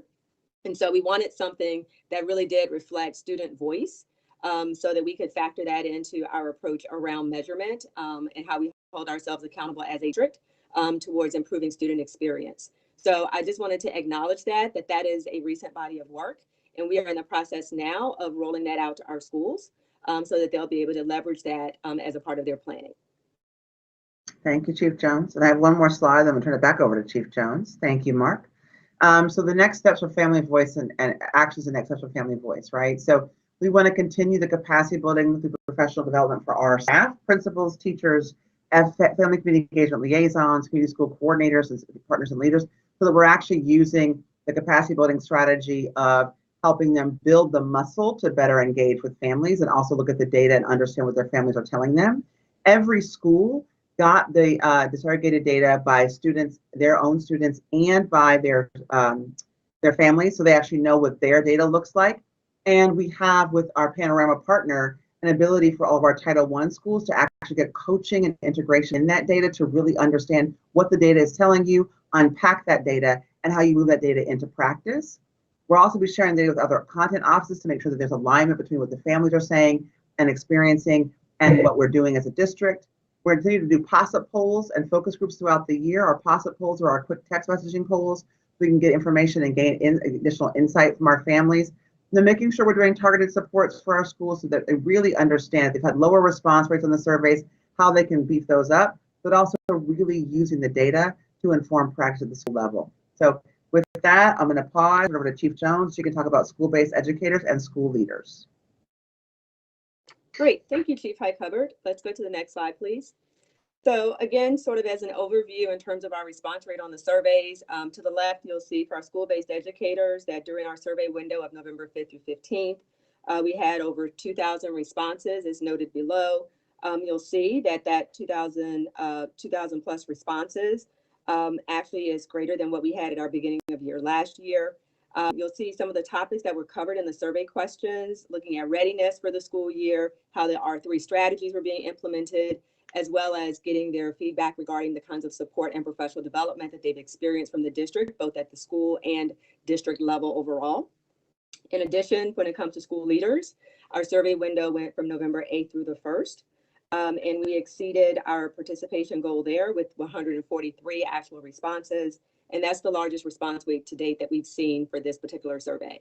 When it comes to the topics, again, you'll see R3 referenced, so R3 with the recovery plan, looking at school leadership aspects, career growth and training opportunities, as well as engagement and satisfaction. Next slide, please.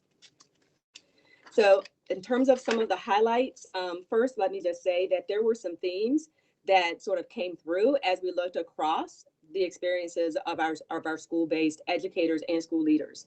The first had to do with time. And so you'll see that reflected under both areas here. When it comes to our school-based educators, they recognized that they were challenged with not having enough time to plan, collaborate, and support the recovery efforts. So really thinking about the expectations of the districts, they recognized that, you know, they really appreciated the level of collaboration that they were experiencing with their colleagues, especially those that were in their schools, that school community, really coming together to learn together. And they also sort of highlighted in terms of professional development. Again, when you think about the R3 strategies that are being implemented, there is a really high expectation around really shifting how we do the work when it comes to accelerating learning, having these personalized learning approaches with the student learning plans, et cetera. And so we saw some of that reflected in the feedback. So you'll see first and foremost, how do we can support on the time front? And then secondly, what does that mean for additional ongoing professional development in order to support those strategies? And we've just put in here for reference just a couple of the quotes that sort of represent the themes that we were seeing in those responses. Similarly, when it comes to school leaders, one of the things that we made note of here is when we look at how they were using time, we actually asked them some questions around like, where do you feel like you need to spend more time and where are some of the areas you feel like you need to spend less time? And so one of the things that really came out was this point around the amount of time that was being spent on district plans and what they consider to be low impact activities. Some of the administrative tasks, some of the meetings, in some cases it was their supervising of lunch periods. Again, we keep in mind that these responses are for a variety of different school leaders. So we did take a look at those responses from principals versus assistant principals. And so some of this does reflect that there are individuals who you might expect to do some of this work that maybe were being asked to go above and beyond. So making note of that. And then similarly, it was noted that the professional development that had been provided was both timely and beneficial. And so that was some encouraging feedback to receive. Next slide, please. So in terms of some of the key things that sort of came up, I'll go through school leaders first and then our school-based educators. So with our school leaders, one of the things we want to continue to do is to sort of leverage our CLN structure as a space for school leaders to collaborate and learn and grow together. And so the idea of leveraging the survey results within those settings is something that proved pretty effective for us last year. So we will continue on with that. We also leverage what we call these quick polls as just a way to have a pulse check. So it helps us sort of keep pace over the course of the year. So you'll see reference there to some opportunities within those CLN meetings. And then, as was noted earlier, using the school stat meeting, be they academics or operations focused, as opportunities for further learning, to provide input and feedback on the work as it continues. Next slide, please. When it comes to our school-based educators, of course, the first point around time. And so around time is not just about planning time, but it's also acknowledging wellness. So we heard a little bit about that earlier from the representative from the BTU. Also noting that there were some adjustments that the district made. And I do want to highlight this because this was done real time in response to some of the challenges that we were hearing from the field. And so we did make some adjustments for quarters 3 and 4, both in terms of curriculum and assessment requirements, in order to afford individuals more time to focus on recovery activities. We also made adjustments around time in the daily schedule so that they could accommodate the personalized learning needs for students. Also thinking about the relationships. So thinking about relationship building opportunities through a variety of structures, inclusive of advisory, how we use the expanded wellness and mental health supports in schools, as well as through the focus on social and emotional learning. Of course, when it comes to professional development, we want to continue that focus, really honing in on the accelerated learning and personalized learning components. Also, as it relates to the student learning plans, one of the things that the feedback brought to light is there were very different experiences that were going on around student learning plans. And so there was variability around the level of understanding and appreciation for the intent, purpose, and what the best practices are around not only the development of student learning plans, but the utilization of them for those conversations between families, students, and the staff members that are supporting them. And then last but not least, we want to continue to leverage the core of school-based educators as sort of a brain trust, if you will, to help provide input and expertise throughout the year in support of the work of our academic offices. Next slide. We also have, for this iteration, we have school-based input from our support staff. So what you'll see noted on the left side is that we were able to capture feedback from a variety of different staff members. You'll see those noted at the bottom of the list. So from our food service workers to our hall monitors and custodial workers, this was a way to bring their voices to the forefront.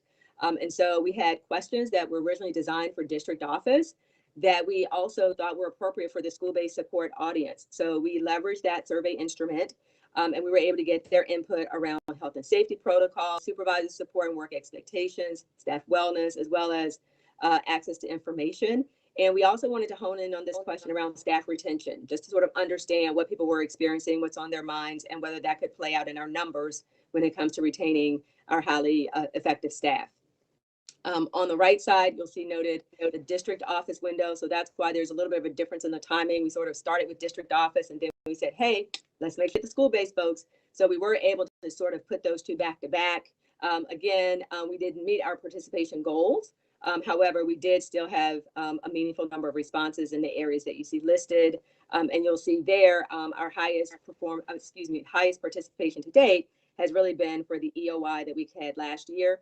Keep in mind when we did the EOI last year, it was in conjunction with the declaration of intent, which is an annual process where individuals indicate whether or not they intend to stay with the district or to leave the district. That would certainly be an opportunity for us to get more people, more so than at other points in time. Next slide, please. So in terms of key takeaways here, first and foremost, there were a lot of positives as it relates to the health and safety protocols. And we saw that pretty consistently. In some cases, folks were responding that they thought that the district was sort of going above and beyond in the interest of health and safety needs for staff and students. We also made note, though, that there were opportunities that were identified when it came to staff wellness, access to information, and the communication that they were receiving. So you'll see that reflected in those first two bullet points, and you see that reflected similarly for district office staff. So you'll see the percentages there. The thing I do want to sort of highlight for the district office staff, in addition to that, though, is that we also saw pretty positive responses when it comes to supervisor support and achieving work goals. So indicating that they felt like the work that they were doing was being supported so that they could be effective in their roles. Next slide. So in terms of some of our next steps here, we want to continue to increase participation. So in particular with the school-based support staff groups, we want to make sure we continue to find effective strategies to increase their participation, to get those voices lifted up, and really unpacking what are some of the barriers that might be contributing to that lower participation rate. Next slide. And then when it comes to district office, we are also planning to leverage the district office staff meetings that we hold as a way to provide that information back. So sharing with them the survey findings and the themes that resonated from the survey instruments. Also, again, this idea of using declaration of intent, we think that that's a great way to be able to get high response while minimizing survey fatigue. However, the timing is different a little bit this year, so it doesn't technically fall at the end of the year. So we do have some questions that we want to go ahead and administer during that declaration of intent window, and then come back and use an end of year poll in conjunction with the district office staff meeting as a way to get some input around those other questions. We also want to launch this idea of chat with chiefs as a way to be able to build connection between staff members and senior leadership. And then, of course, we have district office staff meetings that we use regularly as a way to not just communicate, but also celebrate and acknowledge the great work of staff in district office. Next slide. So as Chief Hike Hubbard mentioned, we do have a more comprehensive presentation along with results files for each of the different survey instruments. Those are all intended to be posted tomorrow so that will be available on the website. This is the place where we've been living and breathing around stakeholder engagement. So we want to continue to have people refer there for additional information as we do this work. And with that, we will turn it over to the board for questions. Chief Jones, can I just jump in one more thing? I failed to thank all of the leaders of our work groups. We have work groups for families, for youth, for staff, for district office staff, for teachers, for school leaders, and they all have other jobs to do. And Chief Jones and I pulled them together when schools began to close. They all volunteered to go cross-section and help us do this work. They're also listening in today in case folks have deeper questions. Many of them are on today. But I have to acknowledge the amount of work that those folks have done from the Human Capital Office, from the schools office, from OAA, from my office, right, from teaching and learning, from academics. We have a huge cross-section of folks who have really given time and energy to draft the questions, edit the questions, collect the data, read the data, interpret the data, make the slides. And we could not have done this without all their participation and contribution to the deck. So you see that bigger, thicker deck, that was all of their work of really going through that data and pulling out the key themes and pulling out the information. So just kudos and thank you for all that, for the team members who did that. Absolutely. And with that, we'll close. Are there any questions? Commissioner Griffin? Thank you all so much for the presentation and all the information. It was so much information in this slide deck, and I really enjoyed reading through it to be able to see like the real feedback from the beginning of the year. I did have a question, and this is more around process. Looking at the data as it was shared for each of the different groups, and you see like where a goal was set, and then you see what the actual outcome was. I'm curious if you all have like reviewed and thought out times where you had an increase or you had, oh, okay, yeah, okay. You had a response that was higher than the goal, and then in areas where you didn't quite meet the goal, like what was it that contributed to that? I'm curious if you all had a chance to reflect around that yet. Yeah, I'll jump in first. So first, I think probably the most noteworthy was what you saw in the increase in student responses. And one of the critical strategy shifts that we used here was actually leveraging the school staff. So having Chief Davis really there championing with schools directly around the importance of the student surveys to be able to provide time for students to participate was one of the key levers for those increases that you see. I think we can certainly speak to across the different groups, even when folks didn't necessarily meet their goals. In cases, they leveraged their similar strategies, and the number just sort of fell where they did. I think there are others where they're also now thinking about, are there other ways that they can reach folks? So we did use some of the same strategies that proved effective previously. So leveraging the professional development day as one of the ways to get to teachers. Again, leveraging, school leaders now to be able to get that momentum around the students. And so while we still know that there's more work to be done, I do just want to acknowledge that the teams, I think, have been very thoughtful and reflective. They may certainly have additional, more nuanced feedback to share as well. So I'll provide opportunity if there's anyone from our work groups that would like to add to that. But I do want to shout out the support of Chief Davis with the school stat. That was a game changer. Can I also add to that, Chief Jones, that for district office staff and for school-based staff, we didn't do a BOY last year. So we used the BOYs from last year to help us set the targets for this year. Because we didn't have them from last year, it was harder for us to set the target. So those numbers were off a little bit as well. But now that we know done this year, we know what we can work towards in increasing the number of participants on those two surveys. Okay, thank you. And I look forward to more of the updates around this. I'm really interested, curious, and really honestly happy to see the increase in the responses, especially from our students, and we have the parents going up. So I think that's just really a great trend that we see, the increase that's happening, and kudos to all of the work that's being done around this, because I know it's not easy to get folks to respond to surveys. And if I can just add, I know it's not on the deck, but I really am very proud of this.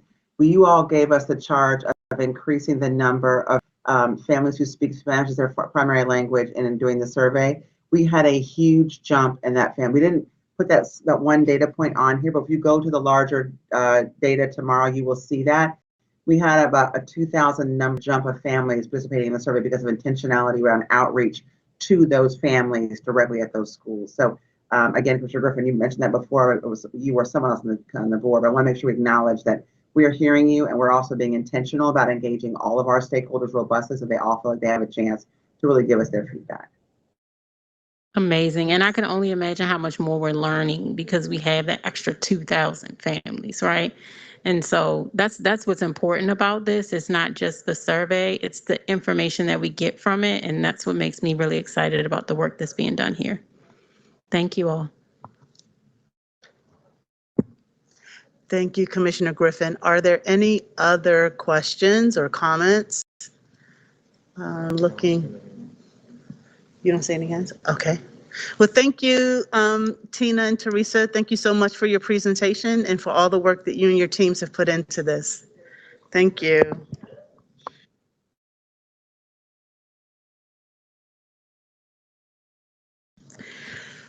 Is there, Commissioner Brooks, do you have a policy update for us?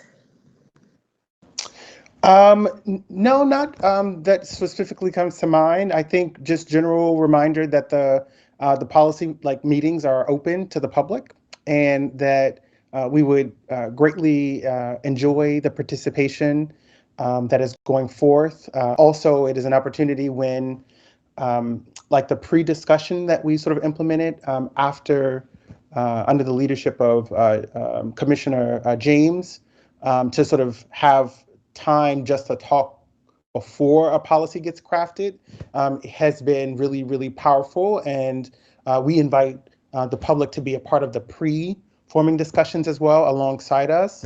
And then to see how policy begins to shift and change over time. And then also, I guess I did have an update, then also that our compliance reports are public. And so if folks are looking to see more insights about the implementation of our anti-bullying and harassment policy, that you can actually now see the data that's attached to that. And that would, again, be another space in the policy committee meetings that we get to share and talk about the findings of the implementation of a particular policy. And so we want to encourage everyone to sort of weigh in, not only on the policy creation and ideation process, but then also on the compliance reports that are associated with them. Thank you. Thank you, Commissioner Brooks. Commissioner Roberts, is there an operations update? I don't have a lot of updates for the operations committee, but I did want to highlight the work going on right now with the budget community sessions. I wanted to highlight the finance team and everyone that's working alongside them for offering our budget updates or our budget collaborative community conversations in 5 different languages. I thought that was an amazing update that was provided during committee. last Tuesday. I think that we are in for a really long runway this budget season, as there's so much information that's still unknown coming from the state, coming from the city. Kind of taking that back a little bit, as we are preparing to implement all the requirements of the Kerwin law, there are a lot of unknownness that still exists. I think that's it, Madam Chair. That is all. Oh, thank you so much, Commissioner McFadden. Appreciate that, Commissioner Griffin. I just want to go back very briefly to what Dr. Brooks was mentioning about compliance reports, compliance reporting, and I want to shout out our staff, city school staff, and Chief Perkins Cohen, who's mentioned before, right, how we, as we're looking at converting those board rules to now policies, and how oftentimes boards before us would mandate compliance reports, I think the push from the board and the committee is really being more intentional in making sure that we have the right information coming back, so that we can determine the right path forward. And I just want to shout staff out for being intentional in that way. Not every policy has to have a compliance report. Sometimes it's cross-referenced in, other policies, other things that are existing. So I just want to make sure that we're lifting up our staff that's putting in significant work to make sure that our policies are updated as they need to be. And just to remind staff again, the board, my colleagues, that those compliance reports, we can find them in board docs, but we're going over them in policy committee.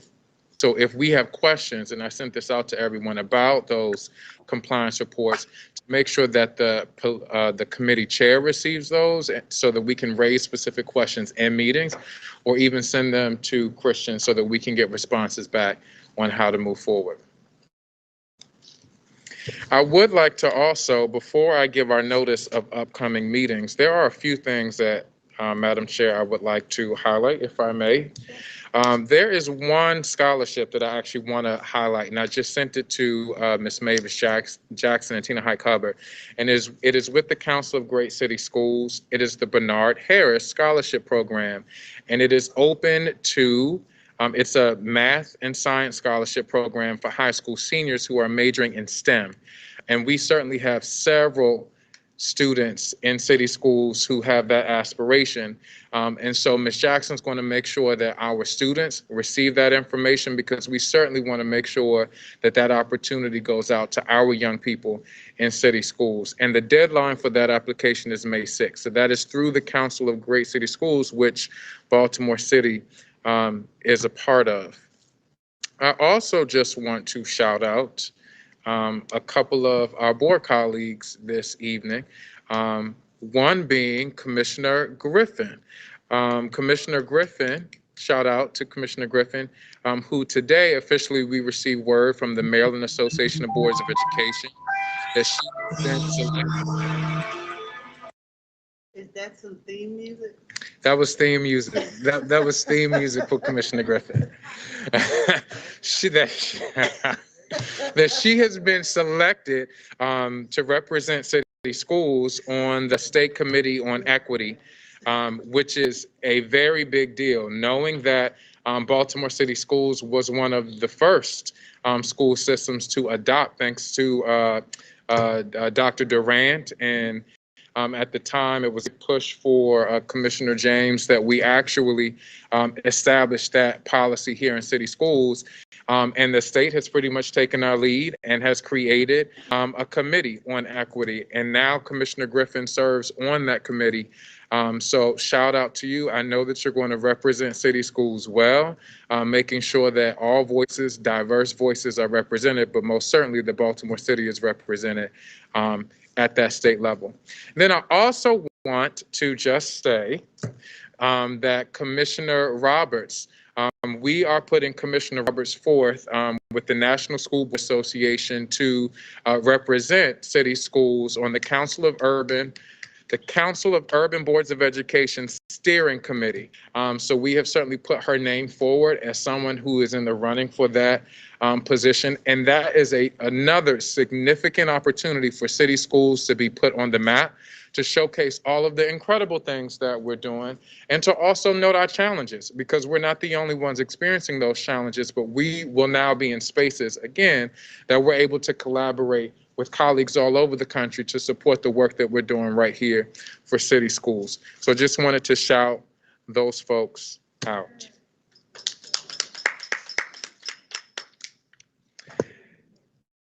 And finally, here is our notice. Go ahead, Commissioner Roberts. Commissioner Roberts. Thank you so much. So I did share earlier in our closed session, but I thought this was absolutely public worthy of sharing as well. So last Thursday, we were preparing for staff to have their wellness professional development day on Friday, and Monday was President's Day, so schools were closed for students. And when I picked my son up from school, he shared how heavy his book bag was. And I didn't really pay it too much attention until we got home. And I finally said, okay, well, give me the book bag and let me see why it's so heavy. And it was so heavy because every student at his school went home with a bag of food for the extended weekend.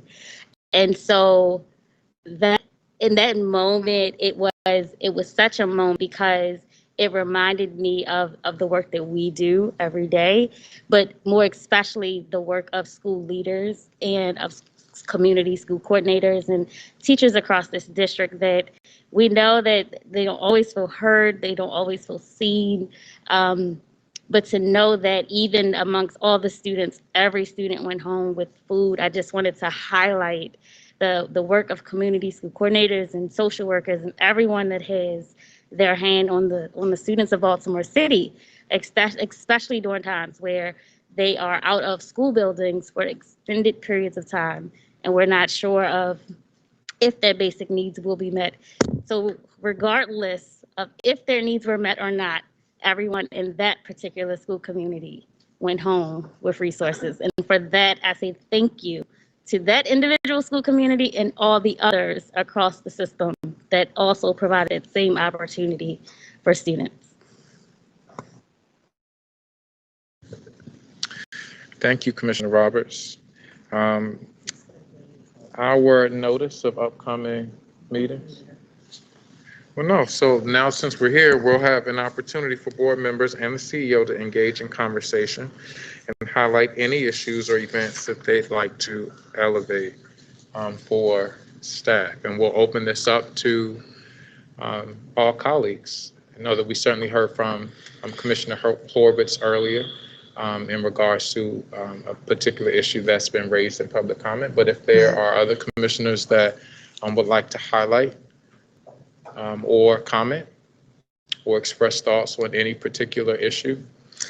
So I want to piggyback on what Commissioner Horwitz said about mask mandates, and I'm hoping that we can have some public dialogue about that. We heard certainly from parents tonight who want us to lift the mandate. I know that we're in Baltimore City and we have to, our mayor has mask mandates indoors, and so that's certainly something that we have to consider. And so I am interested in hearing from the public the views, and because this is, like I said earlier, this is how we learn. This is how our thoughts are informed by members of the public. So I just want to thank you, Commissioner Horwitz, for your points, and say that I agree with you. And I'm looking forward to that dialogue.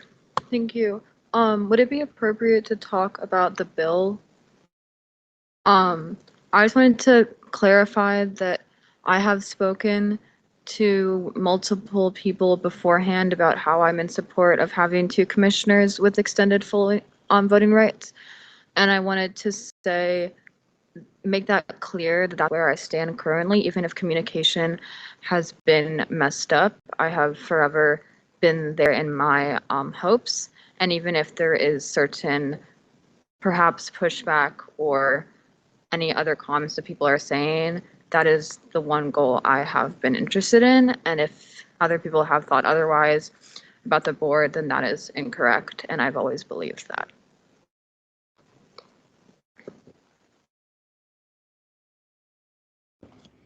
I think what Commissioner Horowitz is bringing up is something sometimes that everyone in the public may not know or hear directly, is that we on the board all may have individual opinions about things, but as a board, based on what the consensus and majority is, puts forth statements, right? And so what I would encourage folks, especially like ASCBC, I haven't had the chance to talk to any of the students, you know, in ASCBC at this point in time, but I have had the chance to talk to a lot of organizers and community members who will reach out and say, hey, what do you think about this? You, Atira Griffin, like, what do you think about this? Because we do have differing opinions. Sometimes you hear them in public meetings, like we do disagree at certain points. And sometimes you will not, you know. My colleagues know where I stand on the bill, and, you know, we all stand in different places. I agree with Commissioner Horowitz. I want full voting, you know, full voting rights for student members.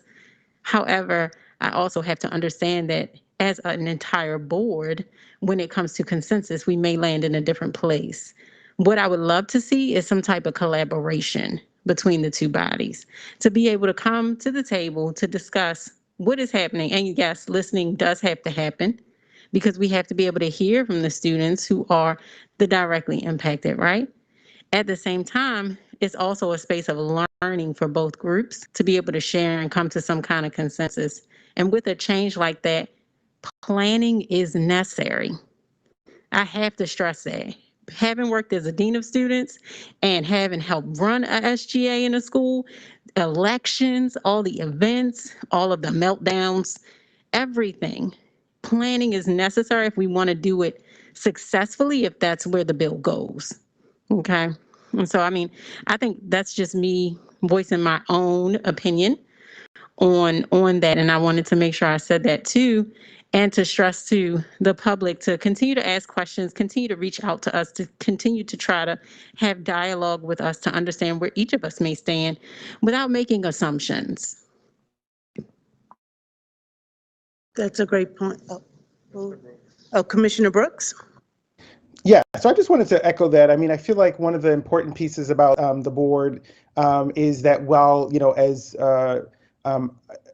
an individual commissioner, I have very specific perspectives about our young people and their ability to sort of lead and show up in their full excellence as city school students, young scholars, and, you know, future professionals. And so for me, the work of the board is a cultivation space and deeper preparation for our young student commissioners and ourselves, actually, to sort of continue to grow. And so I am in full support of our students, one, having 2 students commissioned with full voting rights, and just being like really intentional about sort of if this is a leadership development space, ensuring that we just have the practices and the supports inside of our structures to make sure that our young people, our young scholars, and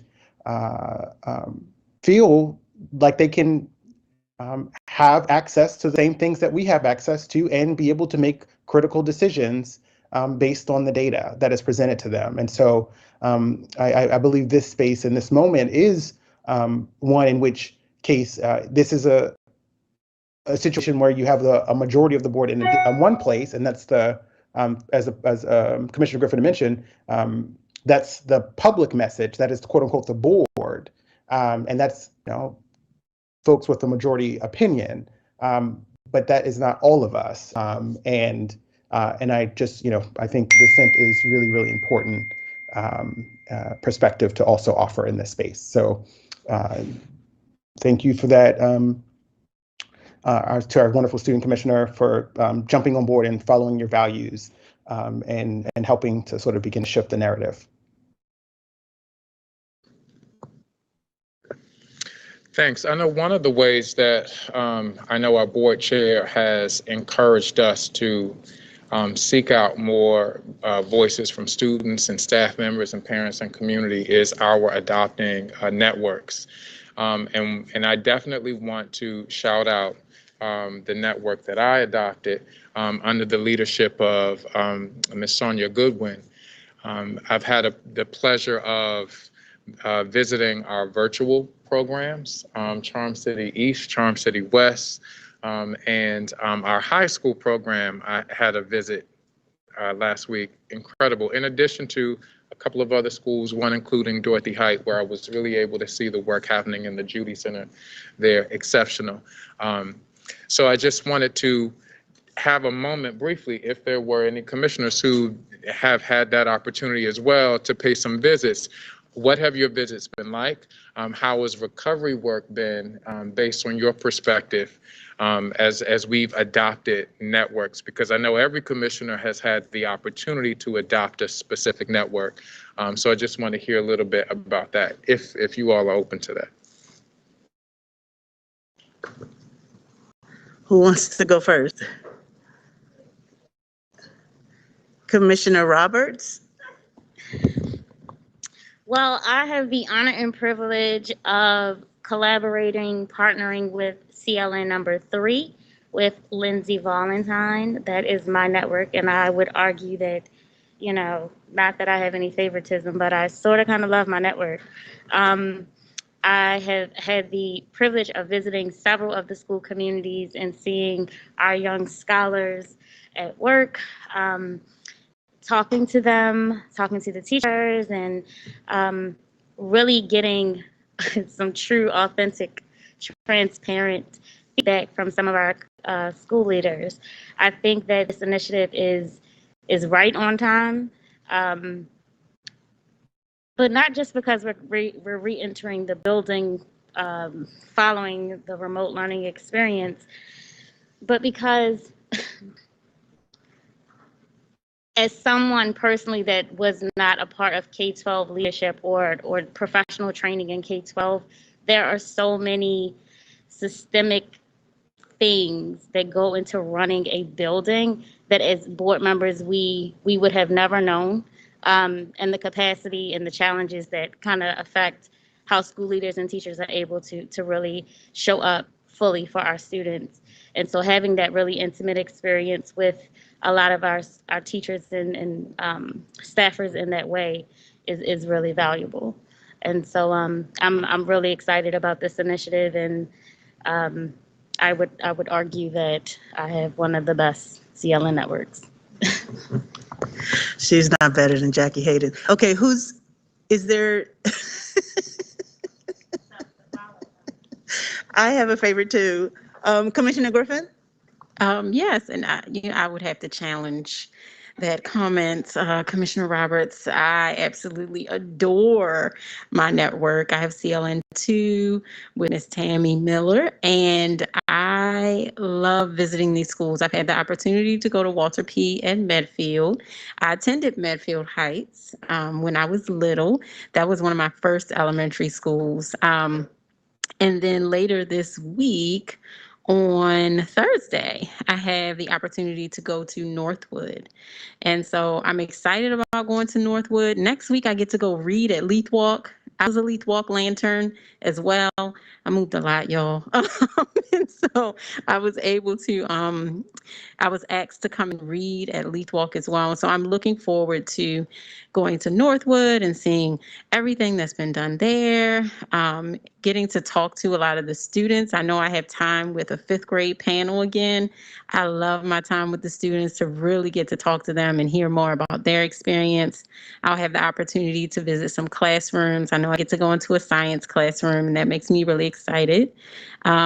And then when I went to Walter P., I had the opportunity to see a dance troupe, the dance class, that was happening at Walter P. Carter. And I visited an art classroom with an amazing art teacher who was really just in love with her craft and making it very fun for all learners. And that was very important for me to see. Medfield was amazing. I had a 5th grade panel there too, and they told me about all of their aspirations and why they loved Medfield feel, what they learned, how they felt about coming back into the school. So just honest, open conversation with our students, principals, and our staff in the schools has been really important. And I have to echo the point that this is one of the best things that I definitely get to do as a board member, is really being out there, seeing schools in action, hearing the real needs in real time, and also just being back in a school building. As someone who's a former teacher and school administrator, like, it just warms my heart and also brings back a lot of different memories of what it takes to run a school building. So I'm excited about it, and I'll see Northwood on Thursday. Commissioner Chenya? I'm work with CLN 7 with Mr. Roger Shaw, and I'm very excited about that too. It's interesting to see the sort of non-traditional ways that we are working with students. But I want to say one thing that I've seen, because most of those are secondary programs, and connecting it to the previous conversation, as a former student and teacher and administrator in the city, something that I would love to see come back in a much more formal way is the support for the ASCBC, and that support of student leadership from elementary through the 12th grade. I know that in our efforts and in our moving through some of the challenges that we've had with funding and other things, that we've lost some staffing, because at one time there was literally full-time staffing to help that occur. And so to the extent that if we're hearing this, the importance of student voice and the importance of helping to build student leadership, then I would be very supportive of trying to really staff that correctly. We are not, I don't feel, this is my opinion, this is opinion time, I don't feel that we're going to have the type of student commissioners we want simply waiting until somebody's in high school and having an election and deciding that they're not going to be in student council. My own children started being on student council in kindergarten and first grade. So if we really want this to occur, then I think we need to really put the effort and the planning behind having that, so that we can then be very proud and help to develop those kinds of leaders that we want with our students. So. And this is why we want more time to do that. Like, that's, I think what we're all talking about is an intentionality to make sure that when we roll this out, it's all lined up, because I agree. I want our young people to be able to get that. Dr. Brooks said professional development, like a development that helps you to be able to be in spaces that our young people can take wherever they go.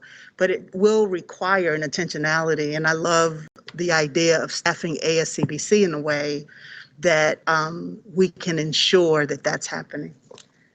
Commissioner McFadden? Oh, I thought you had. No, I just see Tina. Tina Highcupboard, is your hand up?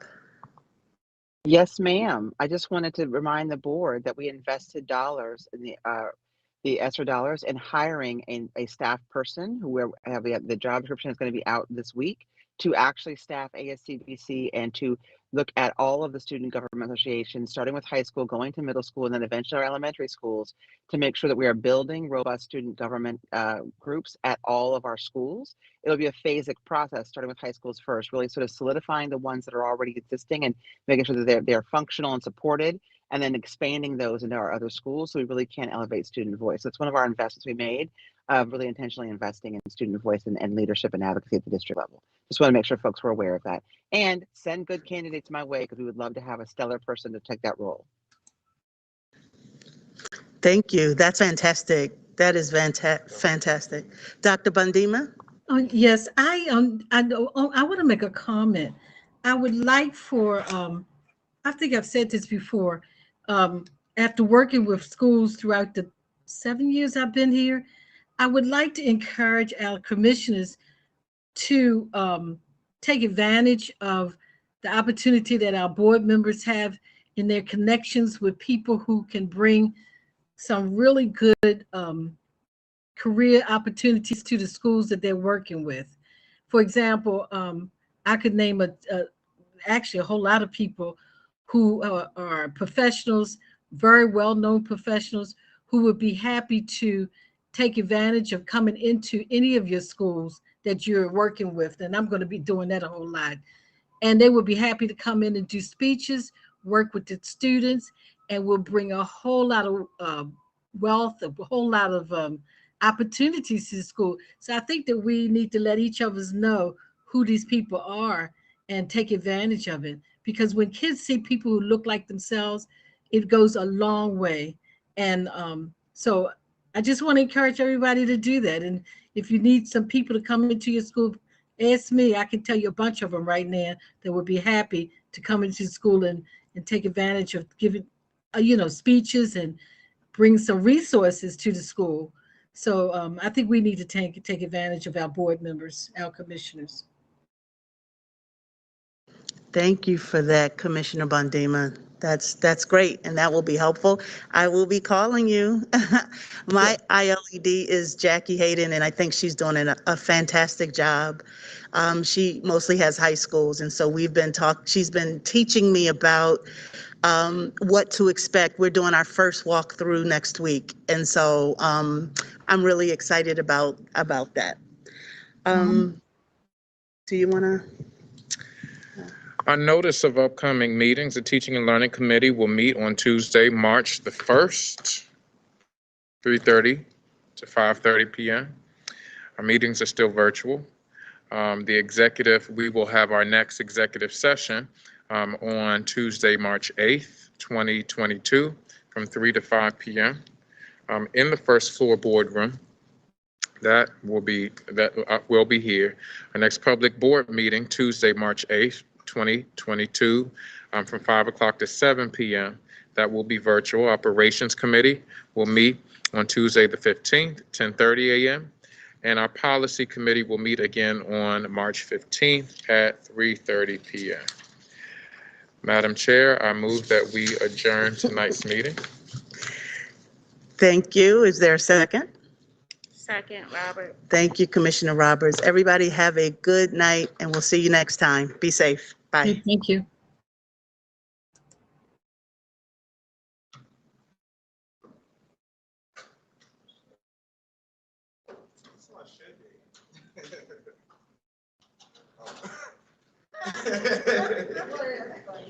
My family won't know, they won't know who I am.